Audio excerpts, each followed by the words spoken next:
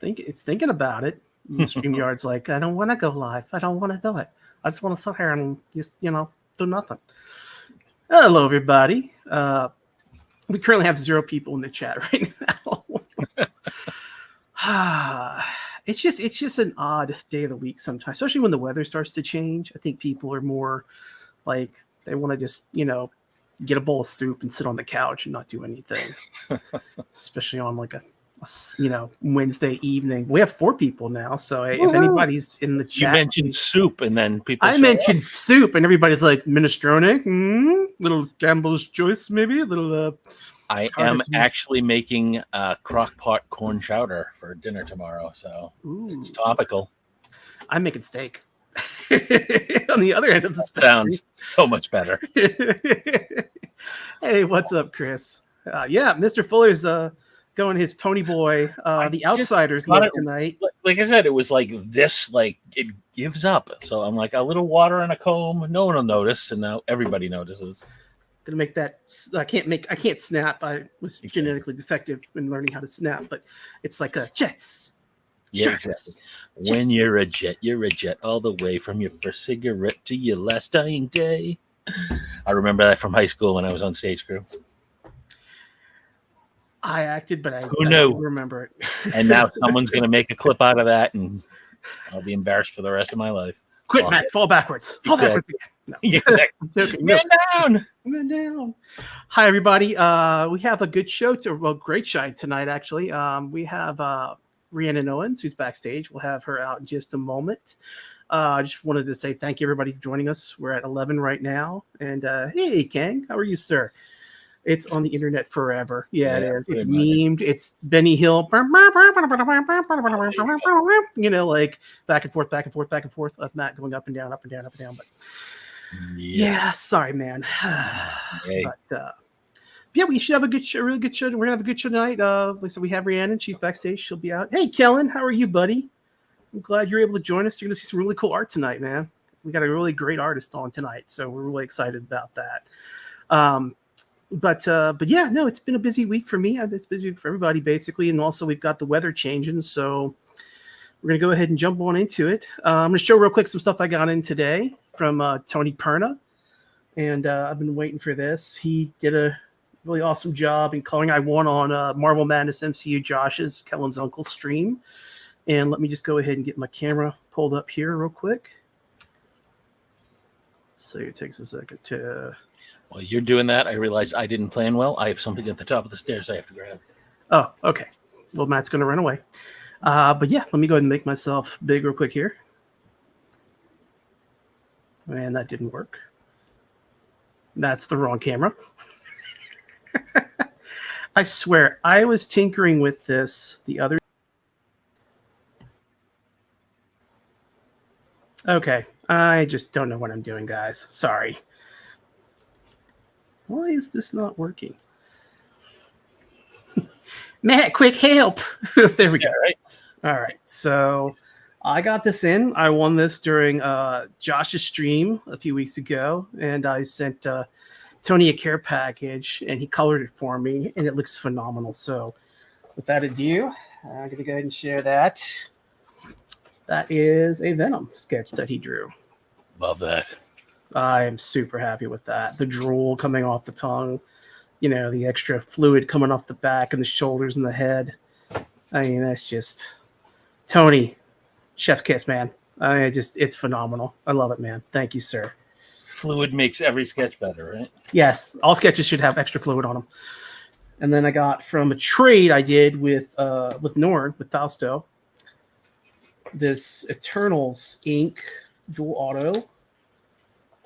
And it's got Gemma Chan and the lady who played Sprite, Leah McHugh, out of 25. Nice. And he also sent me a film cell. Very cool. As well. So my wife really loved The Eternals. It wasn't my favorite Marvel movie. It was pretty good, in my opinion. It was better than some of the stuff like Ant-Man, Quantumania, and things like that we've had. But I'm interested to see how they go with the second round. I know they're making the second movie. So, but yeah, super excited about that, and I'll be putting that aside for her. so she can enjoy it. So with that out of the way, I'm going to bring in our guest artist, Miss Rhiannon Owens. Howdy. Not Matt. My name is Rhiannon. Hi, Rhiannon. Thank you for joining us tonight. It's a pleasure to finally have you on. Hi. Yeah, there were 3 Matts in here earlier, and I believe he's now watching. Yes. We chased him away. It was bad luck. Yes. One of these things is not like the other. Ooh, a lady. Episode, see? There we go. Well, I don't know that I would say a lady. I cuss a lot. Oh, a sailor lady. Yeah. Yeah. And I just try not to cuss too much.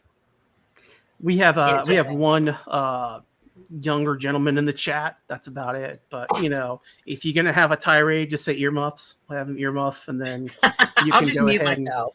There you go. Yes. She's like a Stevie Nicks, music video come to life. Basically, is how I view it whenever I see her on a live. You say you're gypsy. You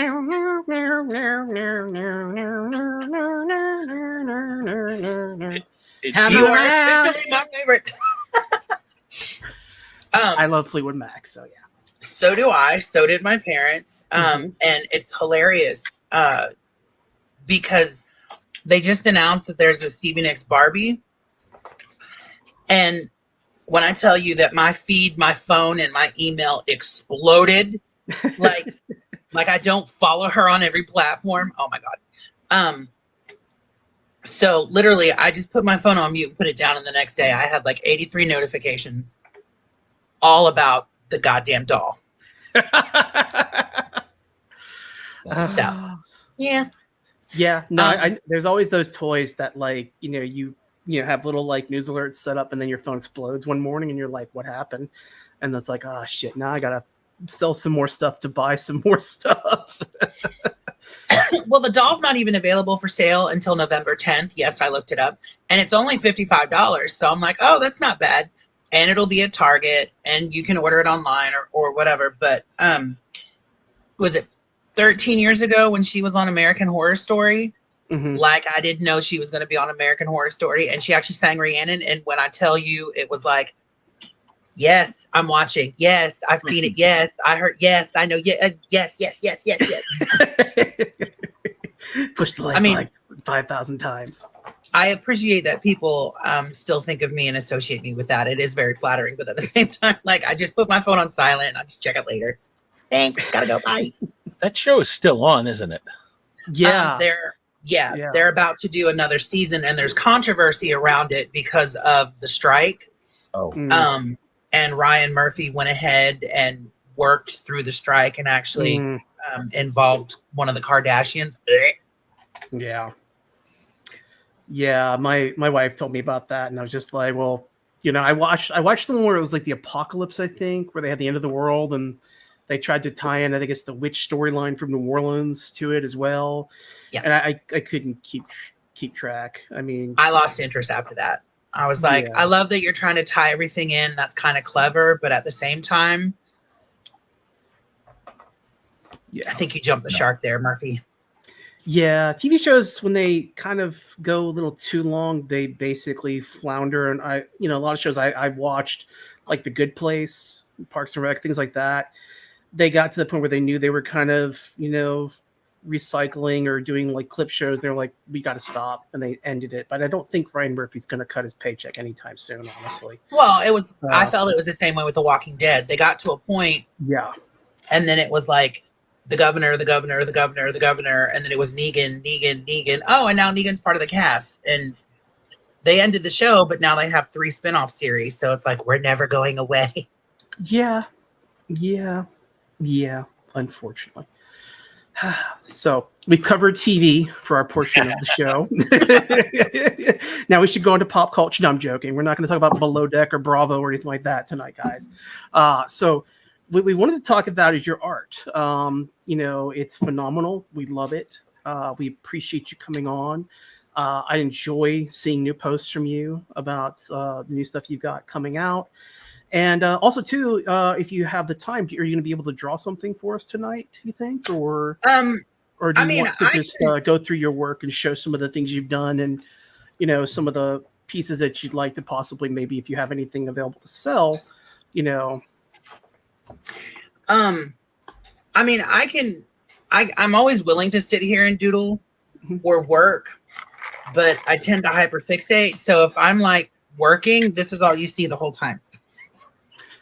Look at her lovely scowl. As far as I don't have anything on hand, like, look what I found that's available. I am going to be working on an AP for Mr. Fuller here in the next week or two. And when I was going through stuff to show off, I found an AP that I guess I miscounted. I thought I had sold the last one, but I found one more Marvel Masterpieces 2023, 1, 2, whatever year. I don't, 2049. The latest one. Yeah, the newest one. Yeah. But I mean, I'm happy to talk. God knows if you've seen any of my other interviews, I will babble forever. So please keep me in check. No problem. We babble too, so you fit right in. No worries. Good. And we can actually, if you want, we can just go to your Instagram too, and you can kind of show off some of your work, and we can talk about that. Sure. I really love that Black Panther you just did, where you only used, was it just you could only use a certain amount of colors for that as well? Was it 3? Yeah. So, there's a backstory to this. In 2017, I was at Denver Comic Con before it got bought out by Fan Expo.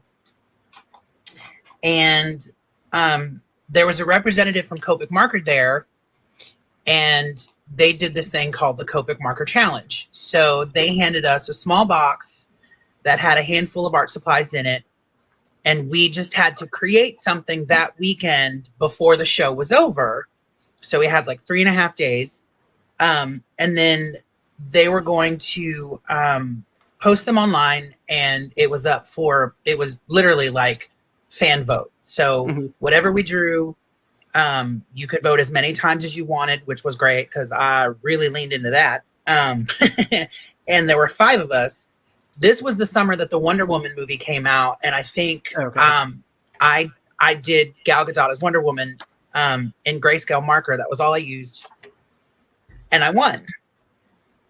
So they featured me regularly on their Instagram and their Twitter feed, which was just like free promotion, which was really great. It wasn't, card centric, but it was just like me and my art, which, any visibility was welcome, especially they had like 400,000 followers. So fast forward, like, I think it was 2019, right before the pandemic, they rebranded, and it went from just being Copic markers to being alcohol markers all across the world. And they started sending me free product every month. So I had the opportunity. I was part of a small list of artists in their queue where we would all get these supplies, and we would all do pieces with just these colors. And then they would post them throughout the month, which again was really great because it brought a lot of visibility, and there was people who would follow me from that. Well, they have rebranded again, and now they are pushing these new markers called Olo markers. And Olo, they're alcohol markers. They're just like Copics. There's a chisel tip and there's a brush tip. They cost around the same, but they hold more ink, and the refill cartridges are cheaper. So you actually end up getting more use out of a marker and more ink for a little bit less money. Now, here's what's really cool about that. This year, they did this thing where they reached out to a handful of us and said, hey, we want you to pick a month, and we want you to choose the 3 color palette for the month. And then we're going to do it throughout the year. It's going to be kept secret. You'll know ahead of time, whatever. But what was really cool about it was, I'm going to turn the blur feature off because I don't know if this is going to work or not. So While you're doing that, Wait, I don't know if I can do that. Can't be any worse than this. Come on.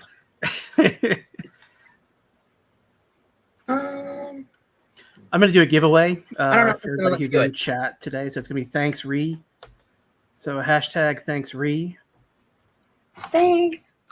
So thank you for joining us. So people who are with us, you know, if you have friends who are, you know, not with us but want to get free stuff, let them know, and we'll give away some free stuff tonight.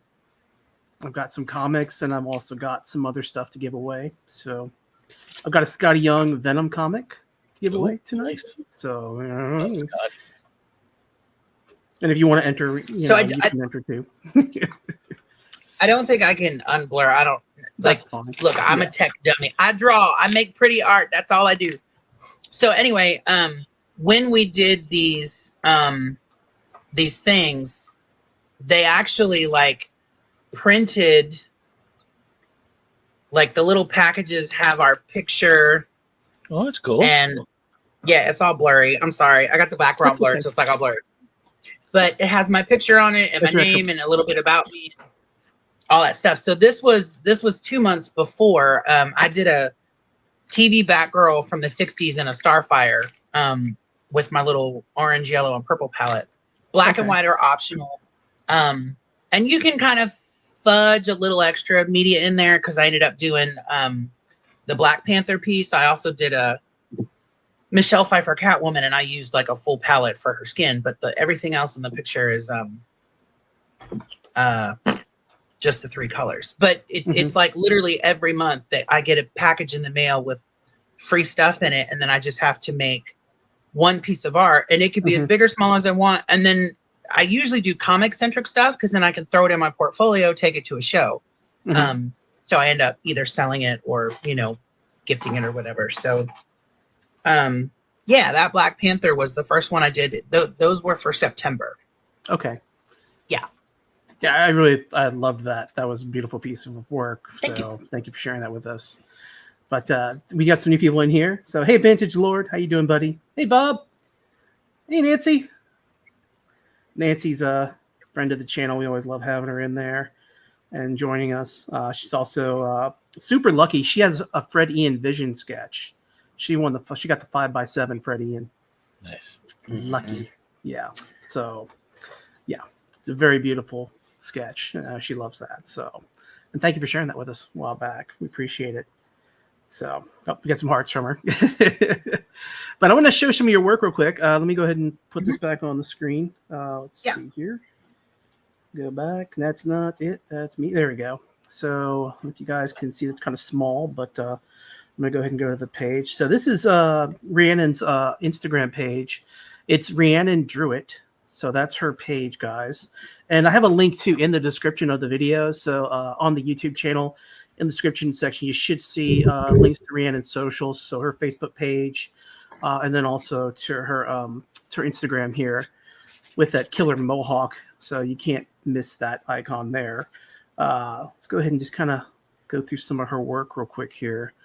It's got this really cool Iron Man where she's got Rescue, and then Iron Man, and then War Machine. And was this from a set, or are these on just blanks that you have, or? Those were actually from the first Finding Unicorn Infinity Saga set. Okay. Yeah, we've been seeing a lot of great artwork come out of those sets. So, I had never drawn Rescue before. I think I had maybe drawn War Machine once in my life. And I've recently really fallen in love with drawing Iron Man. I like drawing metal, and I know this is going to sound really ridiculous, but when I am in a crunch, I will draw characters that don't actually have facial features. I will draw masks and machines and things like that. So I did, I think, 11 Iron Man and like 10 Spider-Man. But those are 3 of those cards from the first Finding Unicorn set. And then I just kind of put them together to make an image because they all go together. Okay. I actually like that style, honestly. I love Emmanuel Vinfana, Enveal's work, and he does kind of similar where he'll just do kind of like facial profiles. Because, honestly, the amount of money that you guys are paid and the time that crunch that you're in to do this work. You know, I completely appreciate you doing any work. Honestly, there are some artists that just, you know, put pen to paper and that's it, and don't put any detail into it that I've seen, unfortunately. But then there are artists that, you know, can't send in something that's not completely finished in their eyes, you know, and that's how I view your stuff. It's always finished, it's always polished, it's always very nice. Thank you. You know, so yeah, and these are phenomenal. Like, these are absolutely beautiful. I had very little time to do those cards. They'd actually asked me to do 60, and I only did 41, but I did 39 of the 41 in 4 days. Wow. And they are all masks and metal. There were 6 or 7 Groots. I think I did 1 Rocket because it was all the fur and the texture. I did 2 Hulks, 3 Black Panther.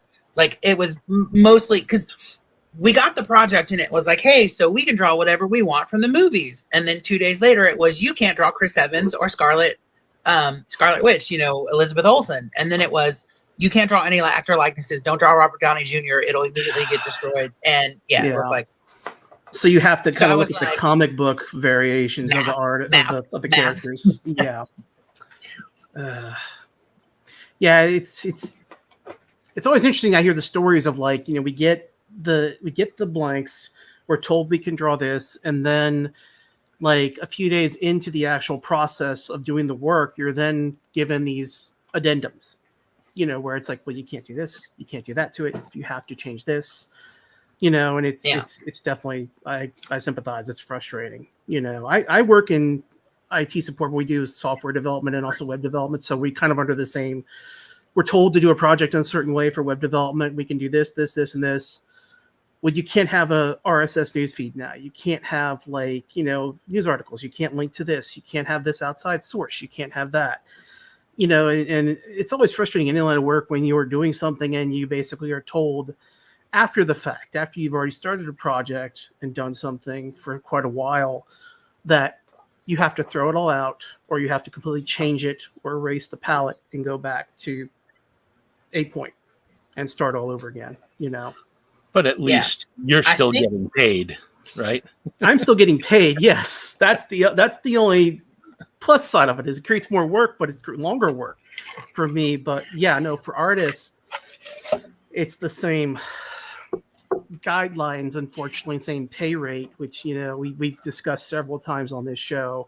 That is just kind of infuriating, you know. And we also get infuriated when we hear these stories, you know, people who collect sketches who just want to be able to support the artist. That's why I'm leaning more towards getting APs. You know, I've reached out to a few artists I have some APs standing with, you know, than actually trying to go after pack pulled sketches or, you know, buying on eBay. I'd rather get the art directly from the artist so I can actually pay you than, you know, having to deal with that whole sorted mess, you know. But yeah, I don't appreciate that so much. Yeah, if you really like an artist's artwork, like if you see somebody has a sketch of an artist that you love, they more than likely have AP blanks from a set they've worked on, even if it's an older set, or even it's a set that's not even released yet. They can still draw on that set if you reach out to them. They just can't, you know, have you show the work off until that set's actually released or ship you those APs. And look, she happens to have something in her hands right there. What might that be? No, a little it's double blank. Like, those are awesome. Yeah, that's pretty nice. So, but yeah, it's I think it was back in the Rittenhouse days when we were working on a project and we got the email about No More Fantastic Four. And it was literally, if you have drawn anything with Reed Richards, Sue Richards, Johnny Storm, Ben Grimm, Dr. Doom, Skrulls, Silver Surfer, and I think maybe 2 or 3 other characters, they were literally like, we need you to mail them to us now, and we will replace each one with a blank for you to do another character. Moving forward, do not do these people until we say you can or not. Yeah.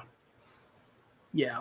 No, it's all the licensing stuff that kind of convolutes, you know, what you can do and what you can't do. And then, like I said, things change with licensings, you know.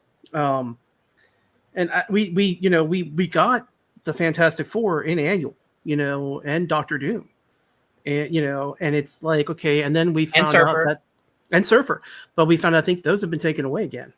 Yep. So those are no longer on the list. And it was the same thing with we were able to do Gambit for Premiere 21 or 22 or 23, whatever. We got it in 21. They released it in 23. And we were able to do Deadpool for both of those, but they immediately came right back off. It was like, you could do it for this project, but moving forward, just forget him again. Which hate it.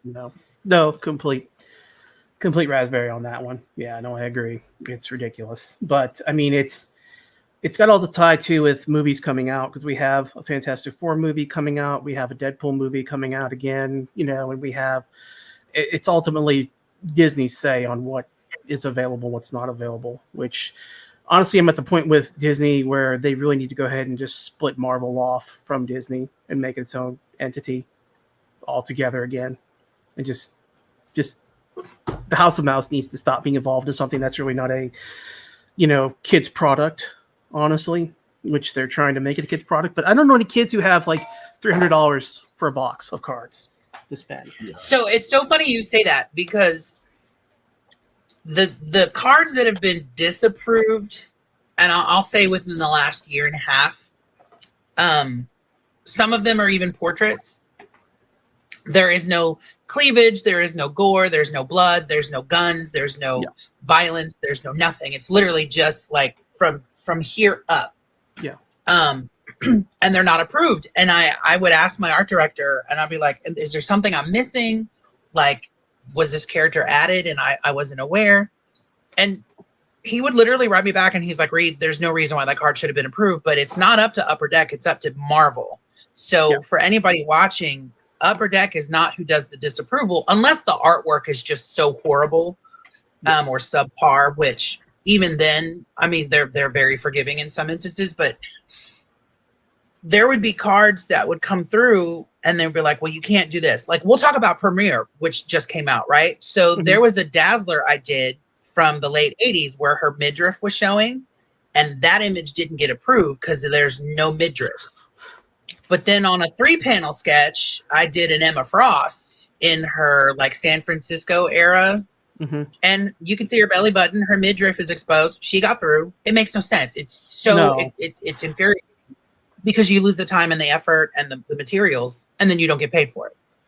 As we stated before, it's whatever mood the person who approves the card is in that day, basically, unfortunately. And it's like, I kind of want to find who this person is and just keep sending them care packages to make them happy.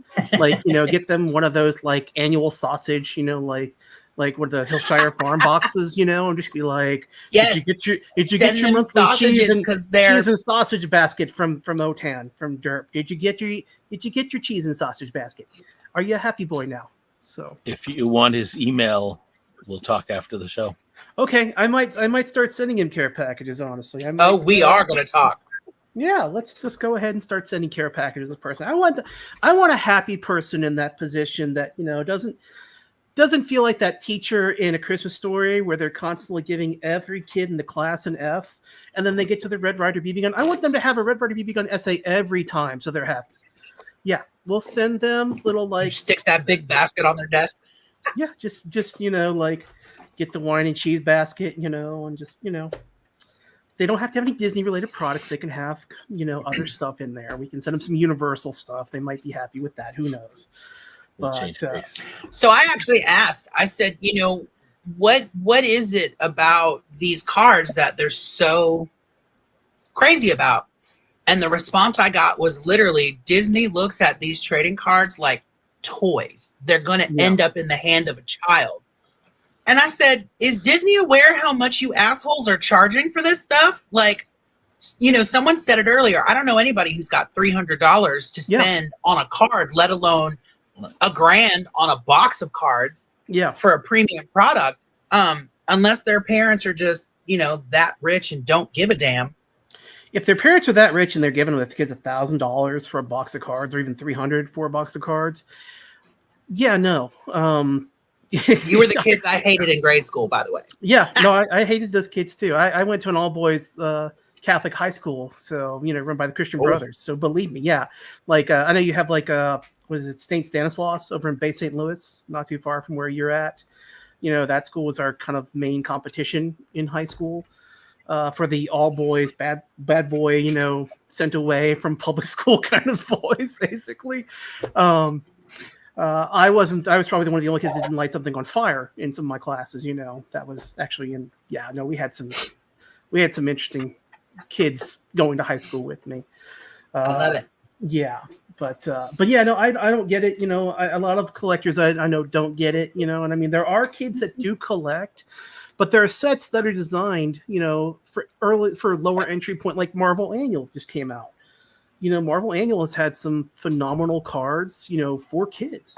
Plus, we've got blasters in the stores, and those blasters are all geared towards kids, in terms of price point somewhat. Some of them are $30 a blaster, though, like the Fleer Ultra Avengers that came out. But the art on those cards is very tame, but there are premium sets like Masterpieces, like Premiere, stuff like that. That's just, not going to be geared towards kid. And that's the problem. They can't differentiate between their product lines is the problem. And that's a huge failure on any organization that can't figure out, well, this is not geared towards children, but they just can't put that together. They think in apples and apples and not apples and oranges. They're two separate products, Yeah. But no, we all feel your pain, as collectors. We sit there and we shake our heads and go, why? What are y'all doing? But of course, Disney's not going to ask us for our feedback, even though we're the main consumer. Disney got your dollar. That's where their concern stops. But the problem is, if the cards are in their toy division, we're the main consumers of something that's probably a rounding error in their revenue for the toy division. Yes. Right? We're so small comparatively that, what we think really doesn't matter to them, unfortunately. It doesn't, but I'll tell you right now, though, with Disney, it's starting to bite them in the butt a lot with, especially so we used to go to the parks all the time. I proposed my wife in the park. When they started removing things that appealed to families and started appealing more towards people who are in the 6-figure to 7-figure brackets of, vacationers, that's limiting a huge demographic of people who would normally go to your parks. And they're starting to finally feel that. Like, attendance is super down. They can't fully book things that they used to be able to book, like the special events that they have, like the Nightmare, the Christmas, the holiday events that they have. Like, they normally do like a thing where they have like a Halloween event where they close the park at like 6 o'clock. From 6 to like whatever time in the morning is people who paid a premium to be in the park. Those used to sell out instantly. Now that we're in a post-COVID era where basically the revenue streams are starting to dry up for them, and they're starting to notice that. So I think they need to start listening more to their consumers and not just doing the same old, which has been making them money hand over fist in the past. That's not applying anymore, and they're seeing that. So hopefully something does change. Like, we do these videos because we want to voice our opinions and tell them, even though it's a small demographic of us who are voicing these opinions, we're hoping these videos get picked up by somebody else who might watch it, share with a friend, and it spreads. And maybe somebody eventually will see this. I know it's not going to happen, but maybe somebody important might see it and go, these are the people who actually buy our stuff, who actually pay our salaries, But I'm sorry, I'm going to get my count out that it wouldn't. Well, no, I think you raise a valid point, right? Because even if there's a model that works for a certain period of time or whatever, I mean, it can only last so long before things need to be tweaked, right? Yeah. And I mean, most people know that there are upper deck people in the card groups that pay attention, some of whom are art directors. And, I also wouldn't be surprised if there are people who work, specifically for or on, whatever in the card groups. And it would be stupid of them to not pay attention. And I think it's a good idea to voice your opinion and say, hey, so maybe you guys might want to take this into consideration because, Unlike some of the conversations that were had a couple months ago about, browbeating everyone into joining a bandwagon because, we want to champion this cause, but, having a productive conversation and raising valid points, you never know who's going to end up with that information. Yeah. It's an ever changing years. Yeah, it's an ever changing marketplace, with a lot of this stuff, like a few years ago, pre-COVID, you didn't have sets selling out and selling for the hundreds of, and we're now seeing, for example, right now we have 3 sets coming out this 1 month, I think, because we have anime coming out next week. Anime's on the way. Yep. Yeah, it's the 18th. I've already gotten I'm pretty sure mine is going to ship up Monday, and I'll be here by Wednesday. And then there's another set. I know what bothers me at the end of the month as well. The thing that bothers me about them cranking all these sets out, right? So I did anime last year. I did Masterpieces last year. I did Premiere last year. I did we artists do these sketches. I mean, obviously way in advance because they have to go through the approval process. They have to be boxed up and shipped and yada, yada. Right. But why aren't my APs approved yet? I feel like any artist who turns their APs in early or before release, those APs should be approved with the cards that are approved for the set so that when the product is released, we can ship those things out.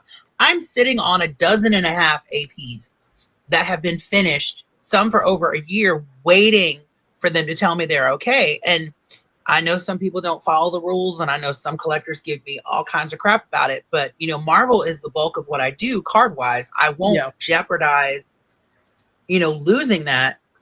But at the same time, I'm just as frustrated because I'm now the middleman and I get all the hate. I get all the, the ire and the angst. And Upper Deck doesn't do the approvals again. The APs get approved by Marvel. So Marvel's the one is that they're dragging their feet. But then they're going to slam you collectors with all of these, you had Masterpieces, Premiere, Beginnings, Annual, and now you've got Anime on the way. And I think there was 2 more this summer. You want to talk about flooding a market? I am very worried right now about that because I am having to be very selective in what I purchase, and I'm contemplating canceling my anime pre-orders because now I want to do Fleer. I'm a huge Ghost Rider collector and Midnight Suns, Kubert work and guys like that. So I know. Believe me, I know. And now that they've announced that at the price point that's at, I'm like, okay, well, maybe I should move my anime, boxes to that because we're seeing now at a point where I hate to say this, but I worked at a comic book store back in the 90s, and I saw the chromium covers and I saw the gold variants and I saw all these different, and I saw the market being flooded because they wanted to overproduce. I think we're on the cusp of that overproduction, quite honestly. I think that the people who had jumped in, who are collectors, who were like, well, I've got something that's only released once every few years. Now we're seeing offshoots of those sets, and now we're seeing that maybe even twice a year. Like for Fleer Ultra Avengers, well, now we've got another Fleer set. Now we've got Midnight Suns coming out probably early next year. And I think that, absence makes the heart grow fonder with some of these sets, and I worry about the amount of production because I know they're looking at dollar signs. They're looking, people were buying all this, but the problem is, if you start flooding the market with all these sets and people have no money to buy the sets, you're not going to get the same profits you had before, and that's the problem with a lot of people in corporate America. They don't fully understand that. They don't learn from their previous mistakes. It's like the housing market right now. I remember when my stock portfolio crashed in 2008. When I just started putting a lot of money into it, when I first started my job, thinking, okay, I'm going to be able to save for my retirement. And then it crashed. Well, now we're at the same point where we're reaching that bubble again in the housing market. I'm sorry, guys, I'm going off on tangents, but I'm a very analytical thinking person. My job, that's actually what I am, is an Intel analyst. So I look at trends, I look at patterns, and I'm seeing those same trends and patterns again. And I'm worried because I'm seeing that now in the card market that I saw back in the 90s, where everything just imploded. You know? And not only, what really worries me, well, there's two things. First of all, not just the pace of new releases, but think about how backup EPAC is too, right? All that inventory still has to come to market too, and that's going to throw things off. Oh, yeah. But what worries me is this reminds me of Rittenhouse in 2014 and 2015, where they started cranking stuff out, and it turns out because they were losing the license. Yeah. So if there's anything to that, and again, we don't know and they won't tell us, but if that was the case, that would explain why they don't care to get it out. It's maximize profit, don't care about the long-term health of it, because that'll be someone else's problem when they pick up the license. I don't know if I want to say hopefully it's not the case. I don't know my answer. I don't know that anyone can do it better right now. I don't know that I want Fanatics to get it, maybe. So I don't know who else there is. Unless I did buy a Powerball ticket. It's at 1.75 billion. I'll tell you right now, if I win the Powerball, Upper Deck is mine. I'm buying it. The McWilliams family can take a long vacation and a rest. I'll buy Upper Deck. I'll talk to Marvel. I'll shoot them the straight. There we go. You heard it here first, folks. But yeah, I'll go ahead and, if you guys don't see me for a while, on the round table, I'm in the behind the scenes doing stuff, trying to make sure that I've taken my Powerball winnings and bought those licenses and make sure that the hobby's safe. So I got that crazy. If you win the Powerball and you buy Upper Deck, I want to raise. Oh, artists will be getting a mandatory across the board. Like 25 cents extra per sketch card. Oh, no. We're talking You're welcome. 20 bucks, 25, 30 a card, more than likely. You're just going to take a loss on every case. There you go. Love it. I'll take care of the artists. I have become a sketch card fanatic in the past year or so. And honestly, that's the thing that that's the thing they don't realize too. A lot of collectors, those sketch cards, those are the big things that are the chase in these sets that people are going after. And yeah. Really quickly, I want to answer a question. Okay. Someone asked in the chat. For some reason, I can't type in the chat, so I would be responding. I think I have to log in something. I don't know. Whatever. Anyway, Adwin says, time-wise, just how much time intensive is doing a 3/4 figure compared to doing just the head? So it really depends on who the head or portrait is of and who the 3/4 figure is of. Like, if I was drawing Havoc from the, that ridiculous, well, I won't say ridiculous. I know some people dig it, but that black leotard with just the triple, metal crown things on his head. Yeah. If I was drawing him as a 3/4, it wouldn't take quite as long because it's mostly literally just like a flat black. I try not to draw it that way, but if I was doing Colossus, who's really shiny and has all the reflections and the striation across his metal, and maybe he's lifting something or whatever, that would take significantly longer. Head sketches, if I'm going to draw a close-up of a face, now there are times where I only draw head sketches because I'm in a time crunch and I have to do 30 cards in a week, which I hate, but I got to make that money. But if I'm going to do a head sketch, I at least try to add more detail or some kind of lighting or something in the hair or something so that there's at least some level of effort into it.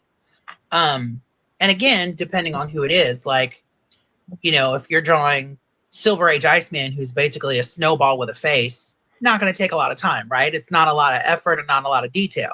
But if you're going to do like Diamond, Emma Frost, who's kind of see-through and shiny and all of that, that's going to take significantly longer. So it really varies depending on who it is. I've done head sketches on cards in as quick as 20 minutes, and I've taken as long as 6 hours on an AP. What if some crazy person makes you do 2 3/4 bodies and a dragon? That card took probably about 4 hours. Excellent. But you would think that full figures don't take quite as long, but sometimes they do. Especially if you're putting them in a background or if you're doing something dynamic with them. or they have some kind of crazy power and there's a lot of detail. Kitty is really fun to draw because, you know, Marvel's like, yay, make them using their powers. So, okay, you're going to get half a person because the other half of her is going to be behind the card. Like, and I don't even draw buildings anymore. I literally make it look like she's phasing through the card. So you get some shadow. Hey,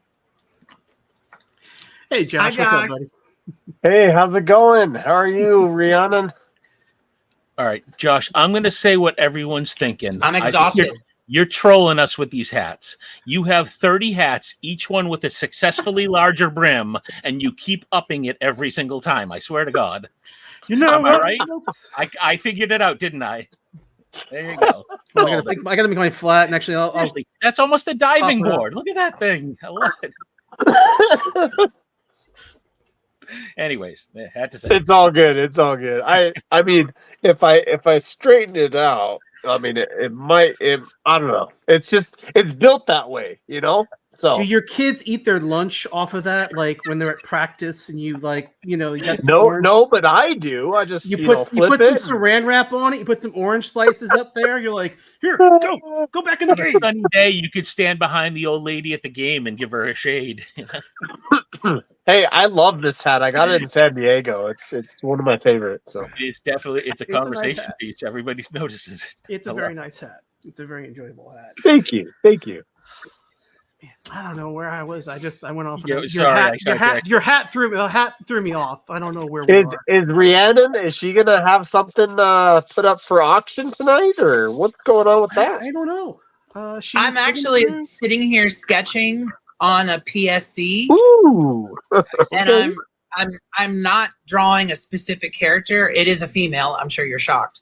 But whoever wins it can tell me who to finish it as. So it's like, that's cool. You know, you get some participation in it. Wow.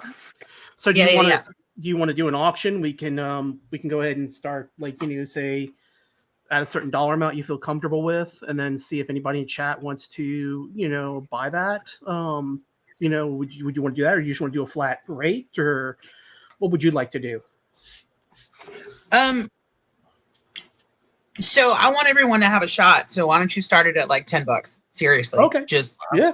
All right, chat. So I will say it's a female character. I'm not drawing a face or costume details, so whoever wins gets to choose based on the pose. But yeah, I'm working on one of the hands now, so it's from the bottom of the rib cage up, so it's half body. All right, it's at 50 right now.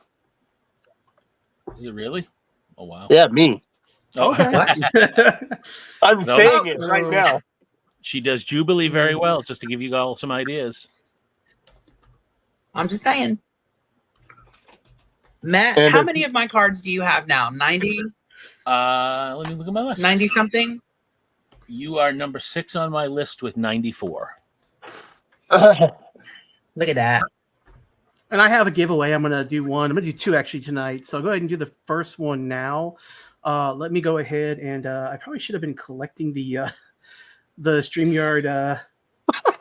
God, I've had a very long day. Oh, no. I do that all the time, Matt. But it'll pull it out of the stream, so it's okay. So we're good. Shush. Silence. I love what Rhiannon put. She's like, my name's not Matt, but these two guys are. And Coombs was in the beginning. There were 3 Matts. Yep. Yeah. So I was like, "Hey, Matt you can just pick which one." Someone earlier asked what the hashtag was for, so you might want to explain that again before you do anything. Yeah, no, we're gonna give away. I got a few cards to give away on my EPAC account. So you have to have EPAC number 1. Sorry, I need to clarify there. But yeah, thanks, Ree. I'm going to be giving away a Scotty Young Venom comic.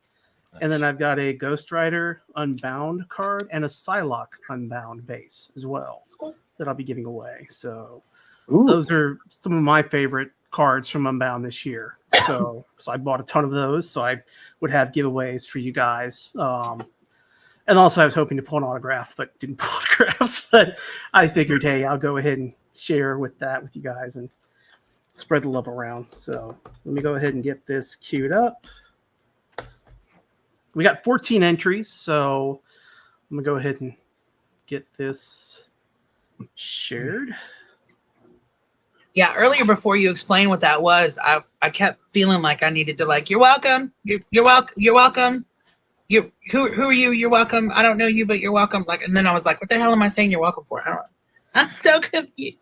So Pep loves MODOK. I've been giving her MODOK cards whenever I find them in the giveaways. If I've got those, if they win, her or her boyfriend. But yeah, thanks. is the giveaway hashtag. And if anybody would like to enter who's just joined us, feel free to jump in there and join.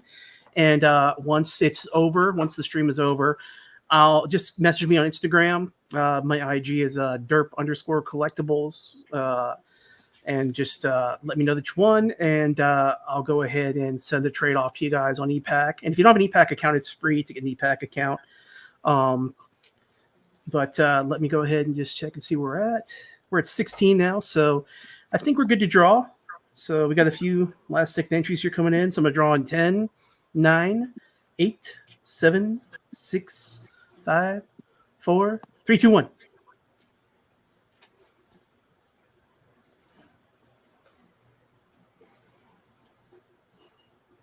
And we can't win. Brittany can win, though. Hey! Congratulations, Brittany. And I think someone said earlier in the chat, happy belated birthday. Oh, happy belated birthday. I'll send a few extra things for your birthday. I've got some duplicate Creators Corner autos that I'll add. I think I've got a Kurt Busiek as well. So it's really funny. She had. Oh, I was gonna say it's really funny. Her daughter in the morning on birthday morning, like did a red carpet for her, but it was so funny because it was like insulation carpet or insulation stuff, and she just put it all out, like all the way down to the kitchen or something. It's kind of funny. So wait, was it fiberglass? No, it was something else. No, it was something else. It was like bubble stuff or something like that. But okay, good. I was hoping she didn't go in the attic and was pulling out the insulation like the Cornings wear, and just no. But it was so cute what she did because it was very inventive what she did. Okay. Like it came out of nowhere. So okay, I'm glad you clarified that because I was really worried. I was like, I remember being a kid and going in our little attic's crawl space and like pulling that stuff out and bringing it into the house, and my dad being like, "What is this?" And yeah, it's the pink stuff we found in the attic. And as a adult, I know that's not good to play with fiberglass, insulation. Probably not. No. It explains probably why I am the way I am now as just an adult. So, weren't you that kid that was eating paint chips off the side of the shed when you were a young lad? No. Yeah. Did you just go Hank Hill on us? Did I what? Did you just go Hank Hill on us? You're that kid hanging up by my tool shed? You son of a bitch. Propane accessories? Butane is a bastard gas. You sound like the guy off. What is that? What is that show? Family Guy? Is it Family Guy? Oh, you mean the guy who's like, got a popsicle for you, you son of a bitch. Oh no, you sounded like the guy off Beavis and Butthead. That basically is Hank Hill. Yeah, no, that's okay. Like Mike Judge does the voice of all those characters. So yeah. Oh, all Hank Hill is basically like the continuation of that character, basically. Oh, is it? Okay. Yeah. Like, damn it, Bobby. I told you once, I told you twice. Quit leaving your damn scooter skatey stuff around my house. Sorry, Dad. Who is main chat tonight? That was crazy. I think it's Nathan. Yeah, honestly. I think I saw his name come up and he's not here. So yeah, we didn't even do the intro video. We just kind of went with it. So it's all good. Sometimes it's just like you just go. Bad. No. Yeah. Just go. Yeah. It's like double. Just go. Yeah, I could do a whole show of me just doing voices, honestly. Like there's a guy named Scott Innes who does Scooby-Doo's voice, or did Scooby-Doo in the cartoons. And when I worked at a Sam Goody mall, the Cortana Mall in Baton Rouge. He would come in and buy stuff there, and I'd do my Cartman voice, and he would hear it. So I would call into the radio show and do Cartman. Oh, wow. Kitty, my pet. It's a bad kitty. I can't do it right now because my throat's a little clogged from the weather changing. But like, sounded good to me. Let me pull my mic closer. Okay, my pig. Okay. You can't have me, my pig. You have a party. It's going to be punch and pie. You can't have none. Say who killed Kenny. That's actually, God, what's his name? That's not Cartman who does that voice. Like, Is it Stan? It's Stan. Yeah, Stan's like, Oh my God, you killed Kenny. You bastard. Whoa, that's ridiculous. You really do sound like him. Jesus. That guy over there, he's always doing stupid stuff. I don't know. I hate him.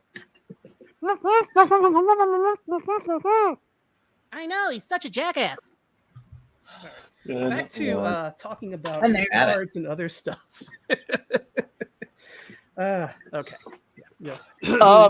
Hey, so about this thing that I'm gonna win because no one else is bidding on it. I was wondering, like, how do you?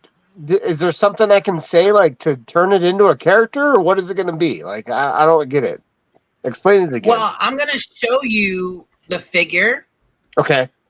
Because it's just a basic figure. I haven't drawn any facial details, no costume details. It's literally just like the outline of a figure. Okay. So it's up to 50 if anybody wants to bid more on it, and if anybody wants to turn this into a specific character, you can. I don't know if it's gonna show up though. No, it's all blurred. All right, first of all, tell me how I can unblur my background while we're live. If you need to kick me off so I can unblur it and then come back, like we could do it that way. You can go into more on you're on your phone, right? So there should be a thing that says more, or settings, and you would hit it, and then Oh wait. There it is. Settings. Okay. Yay. Yeah. Background. yes, Nothing. Ta-da! Sweet. yes. Thank you. We got it. You're welcome. All right. It's white. Oh, now we can see it. Oh, I nice. see boobs. Yeah. And a head. Okay. Okay. Yeah. So it's so pale. Hold on. Let me get. Oh wait. I mean, Ken is correct. I'm gonna ask for Spider Woman. Yeah, we knew that. There you go. I could definitely so that. Yeah. That's a Boobs. perfect Spider Woman. You have no idea the gears going through my head right now. $55 Well, I mean, to make it Wolverine, but keep the boobs. That would be X-23. No, they I want facial actually hair. I know, I want a I know. mustache. You want a facial? they did some gender swap stuff. Yeah. Oh yeah. I think it was it X-Men Annual 12 when Mojo was like trying to figure out before he did like the X-Babies that he did like robot X-Men, gender swap X-Men. They were like all animal X-Men. Yep. And there was a female Wolverine, and Arthur Adams drew it, and she was a female Wolverine. So I completely remember now what Yeah. you're talking about. Yep. yeah. Oh, Josh, just to show you, I did get my Tony Perna sketch in today. Oh, nice. Well, Yeah, that's so the one I want in your stream. that's awesome. I love that one. And then I actually have a matching Wolverine, not a matching Wolverine, but I have something coming from Perna that's going to be pretty sick too. I'll show you later. But what I was going to say is there was a Wolverine in 2019 Flare. Who did that? Because that was a woman Wolverine. It didn't say X-23. It actually says Wolverine, and it was a woman. Well, X-23 took on the mantle of Wolverine for a Yeah, while. she became Wolverine for a while, so it actually would have been Wolverine at that time. But there was also, I think, from an alternate universe, another female, and this was way back before X-23 came around. What the hell was her name? And she had the the big triangle face mask, and but she had long black hair. So that's the I can't think of her name. 2099 storylines. I think there was a female Wolverine. I think that's what you're thinking about. I believe. Let me see. Her name wasn't Wolverine though; it was something else. It was. It was Wolverine. It was like Wolverine's daughter. Yeah. I love that we're talking about Wolverine, and Matt started it. This, this OCD Matt started it. Thank you, Matt, for this whole conversation. It reminds me of something. Hey, Rhiannon. Once I get that sketchbook of yours that I'm still trying to hope I get. And a lot of people can reach out to her and get this sketchbook. It is a sweet sketchbook, and she's basically selling it for pennies. But what I was gonna say is I'm gonna send you some stuff. It's like a care package that has some stuff in it, some ideas I have in the future. So yeah. Okay. I'll explain it to you later. So speaking of just going back to Mojo, it reminded me of something random I picked up. So in my search for card OA, I've been bad and I've ventured into some comic original art. So I got this Extreme X-Men variant cover by Chrissy Zulo. Oh boy. What? That's a cool cover. Right? A little weird. Hey, it looks like my phone's going to die, just to let everybody know. So I'm going to go back to chat. So thanks, Rhiannon. Just don't disconnect the stream. Bye. It's just going to die. Brittany just outbid you.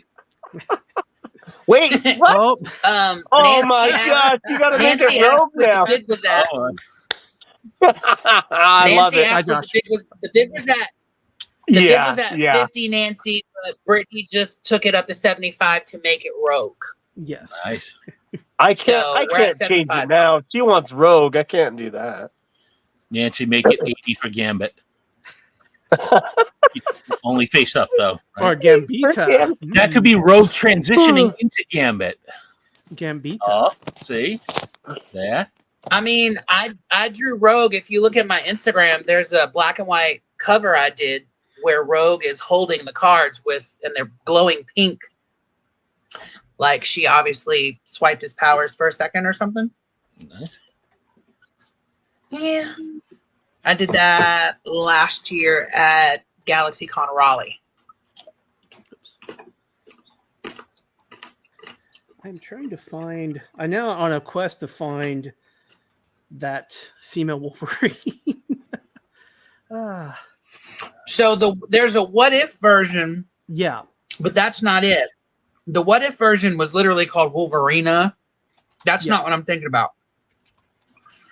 And everything's coming up X-23, but that's not it either. If I see her. Yeah, I know the Wolverina one. I remember that what if. I'm trying to find, because I actually had watched, I was on a big tear on YouTube for those Comics Explained videos where the guys basically explaining the whole plot synopsis of a lot of the books, like the newer stuff that's come out and some of the older stuff. And there was a alternate, not alternate, but set in the 2099 universe, in the future, basically, there was a Wolverine that was his daughter. But of course, there are no. It's almost like Marvel decided to try to strike it from the record, basically, and sent in probably a copyright strike to Google to remove all search results for that character. What was the character called? Was it Wolverine? No. It was not Wolverine. Hold on. Dang it.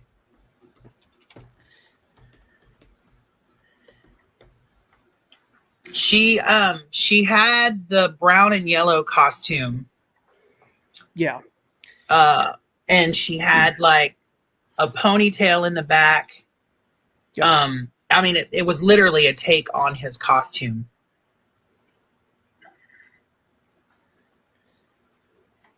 I'm just not seeing any Google search results for it at all. Let me go to YouTube. No, everything's coming up X-23 or Lady Deathstrike. Let's see.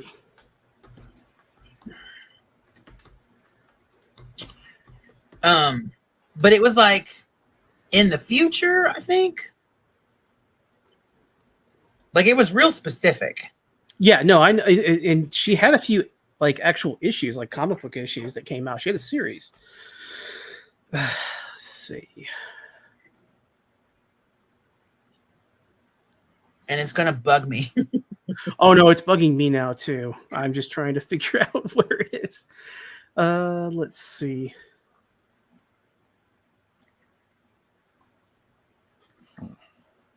Yeah, I'm looking also, but this doesn't make for good video, does it? It doesn't. I'm sorry, guys. I know y'all really found it. What the hell are they doing? You found it? All right, there we go.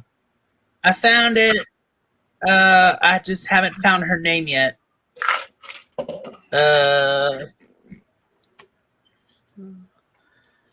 Wild Thing. Yes, you're absolutely correct. It is Wild Thing. Oh, there we go. Okay. Let me see if I can share it. Yeah. No, Wild Thing is not the daughter, but it's Rena Logan. Here it is. I found it. Yes, Rena. Wild Thing was another like cyber comic book character. Hold on a second. I'll share the screen. So chat can see what we've been searching for. Because, all right. So Rena Logan, here it is.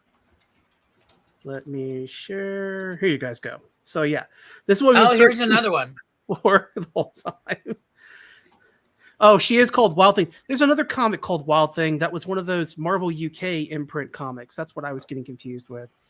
But her claws are almost like psionic looking. It almost looks like her claws are like Psylocke-esque. Like, are there any Marvel scenic sketches like without any characters out there? I've never seen one. I did one of the Quinjet like in 2014, but it was of a vehicle, not a thing. Yeah, I mean, I could see it like being like Avengers Tower or the X Mansion or something like that. But it would have to be something or the Baxter Building maybe. Yeah. There were for every once in a while we would get projects where they would actually have not just a character but like a thing on it related to the set. And one of the cards I got, I want to say it was for Captain America Winter Soldier. It like I had to draw the Quinjet. It literally said Quinjet on it. And I was like, shit, I don't ever draw vehicles.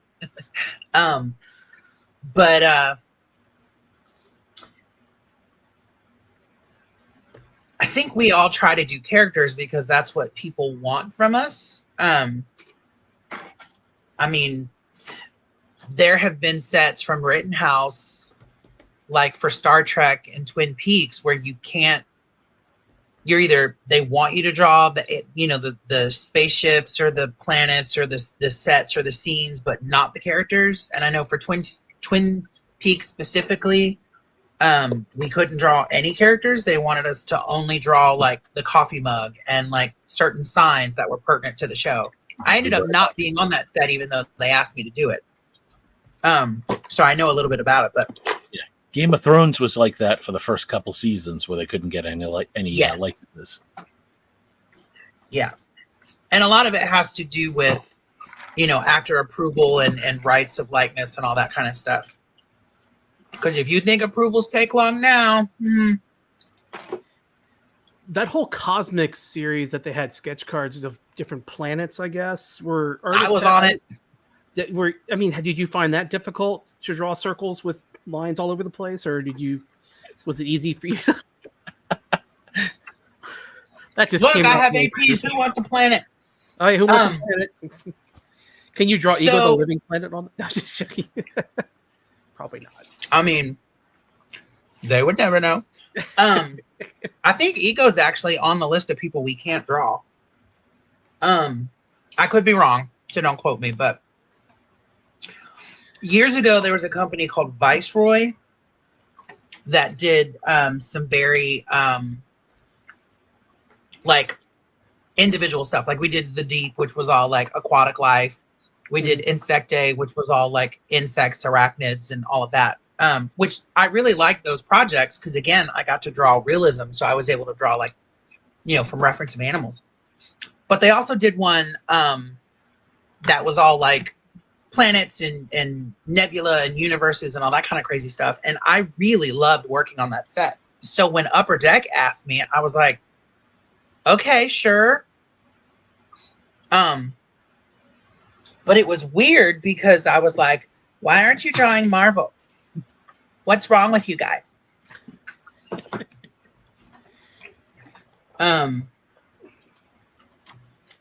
But for anybody who is interested, since Josh gave me that great send up, I do have sketchbooks. Okay. This one, now these are old. These are 2012. This one with Harley is all APs and returns. So there's Marvel, DC, Star Wars. There's some independent stuff, some Red Sonja. This one with Gambit on it is just sketch card art. So it's back then I had done work for 14 different companies, which I give a shout out to them on the first page. And you see there's Walking Dead and then Star Wars. And then this was from the first Perna's, the first Classic Mythology, and then DC at the top. So there's that. So we're up to 75, and right now she's Rogue. Yes. But I won't finish sketching her out until we end the bid, which will go for as long as we need to, whatever. Well, we'll probably do it a few months so that way you can kind of actually start to flesh out the character and draw the detail. So right now, guys, we have is it on just blank stock, or is it a PSC? Okay, so it's on Rhiannon's actual PSC stock. So you'll get a Rhiannon PSC, and you get to finish out the character. And the current bidding is at 75 with Brittany. So, but if anybody wants to outbid, I'm sorry, Brittany, but if anybody wants to outbid you, outbid her, you can go ahead and throw in a bid. And like I said, Rhiannon's just kind of drawing the outline of the character, and then she'll add the details, and you'll get that card from Rhiannon. So, but probably within the next week, because I'm finishing a project for Upper Deck by Friday. Okay. And then I have actually cleared my schedule. I have 2 other Upper Deck projects on my desk, but I haven't accepted any other work past that because I am hell bent on getting all my APs and back catalog of sketches just done. I'm so tired of being behind, and I have found a stack of APs that, can I use the money? Yes, but I'm tired of being in perpetual art debt.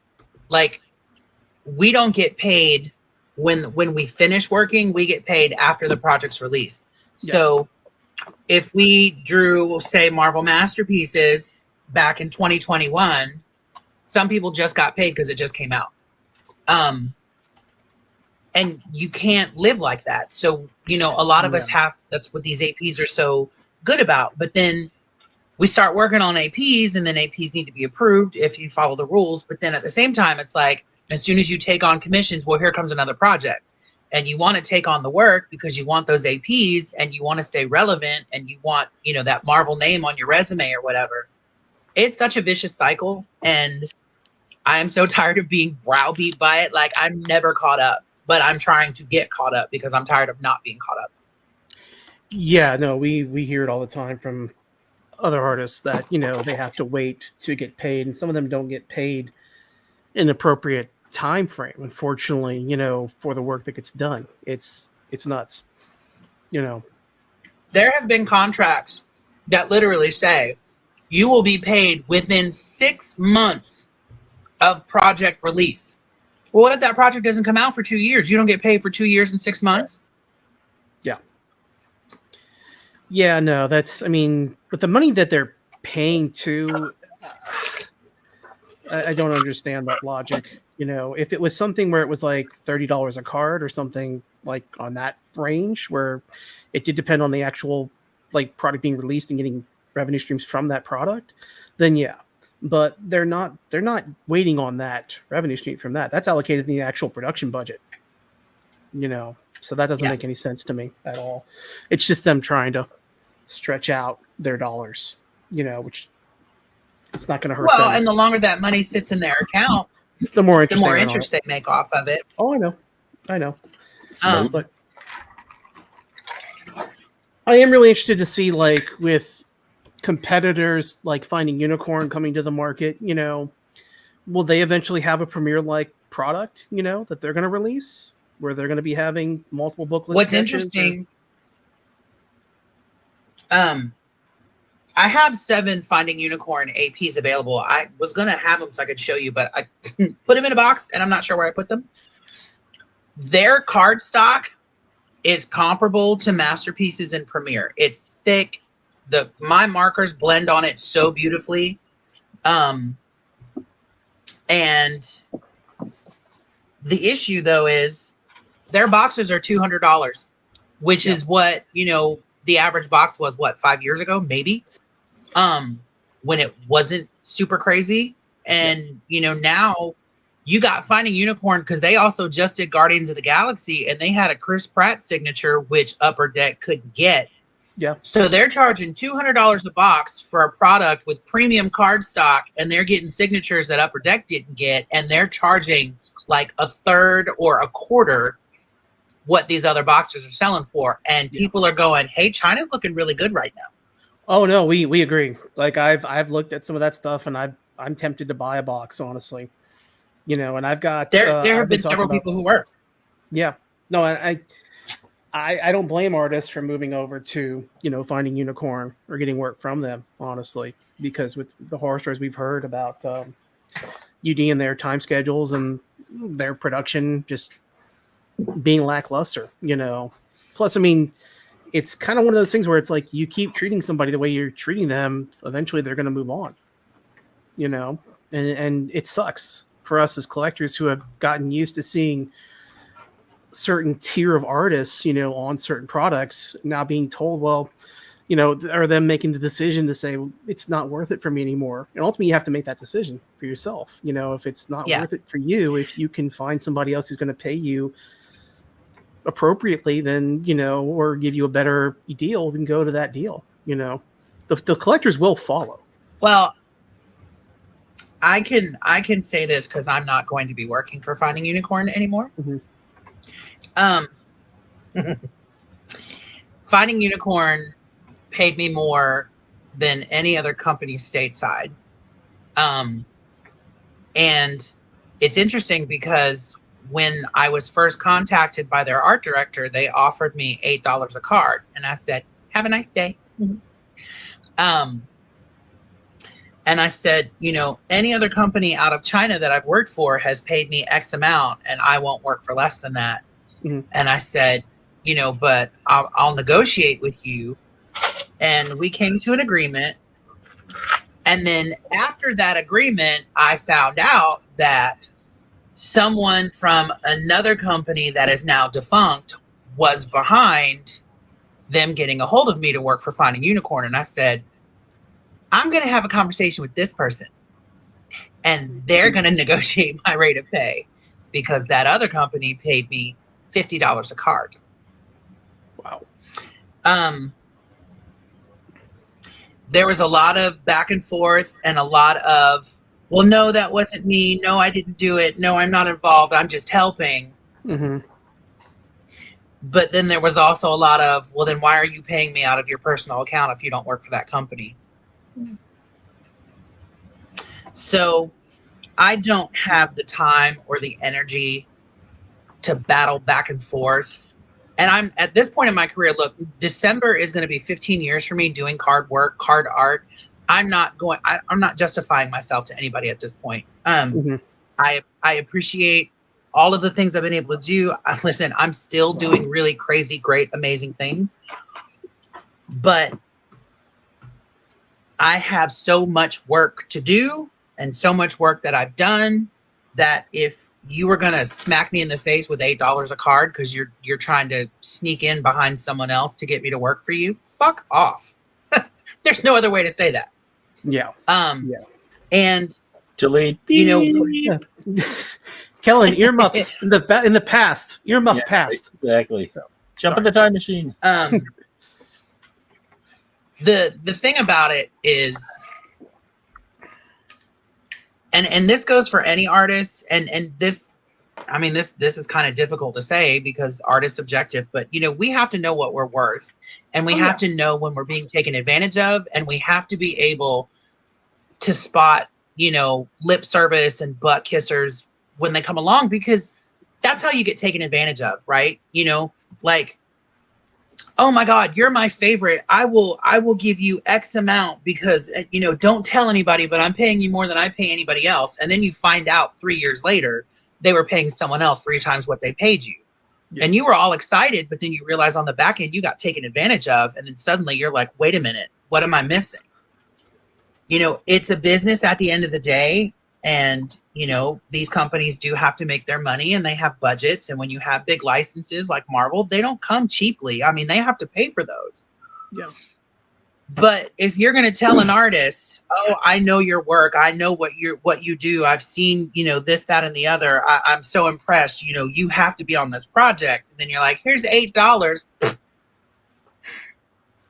$8 sounds like a lot to people who are just getting started, but 15 years in, when I was making $50 for another company, $8 is nothing.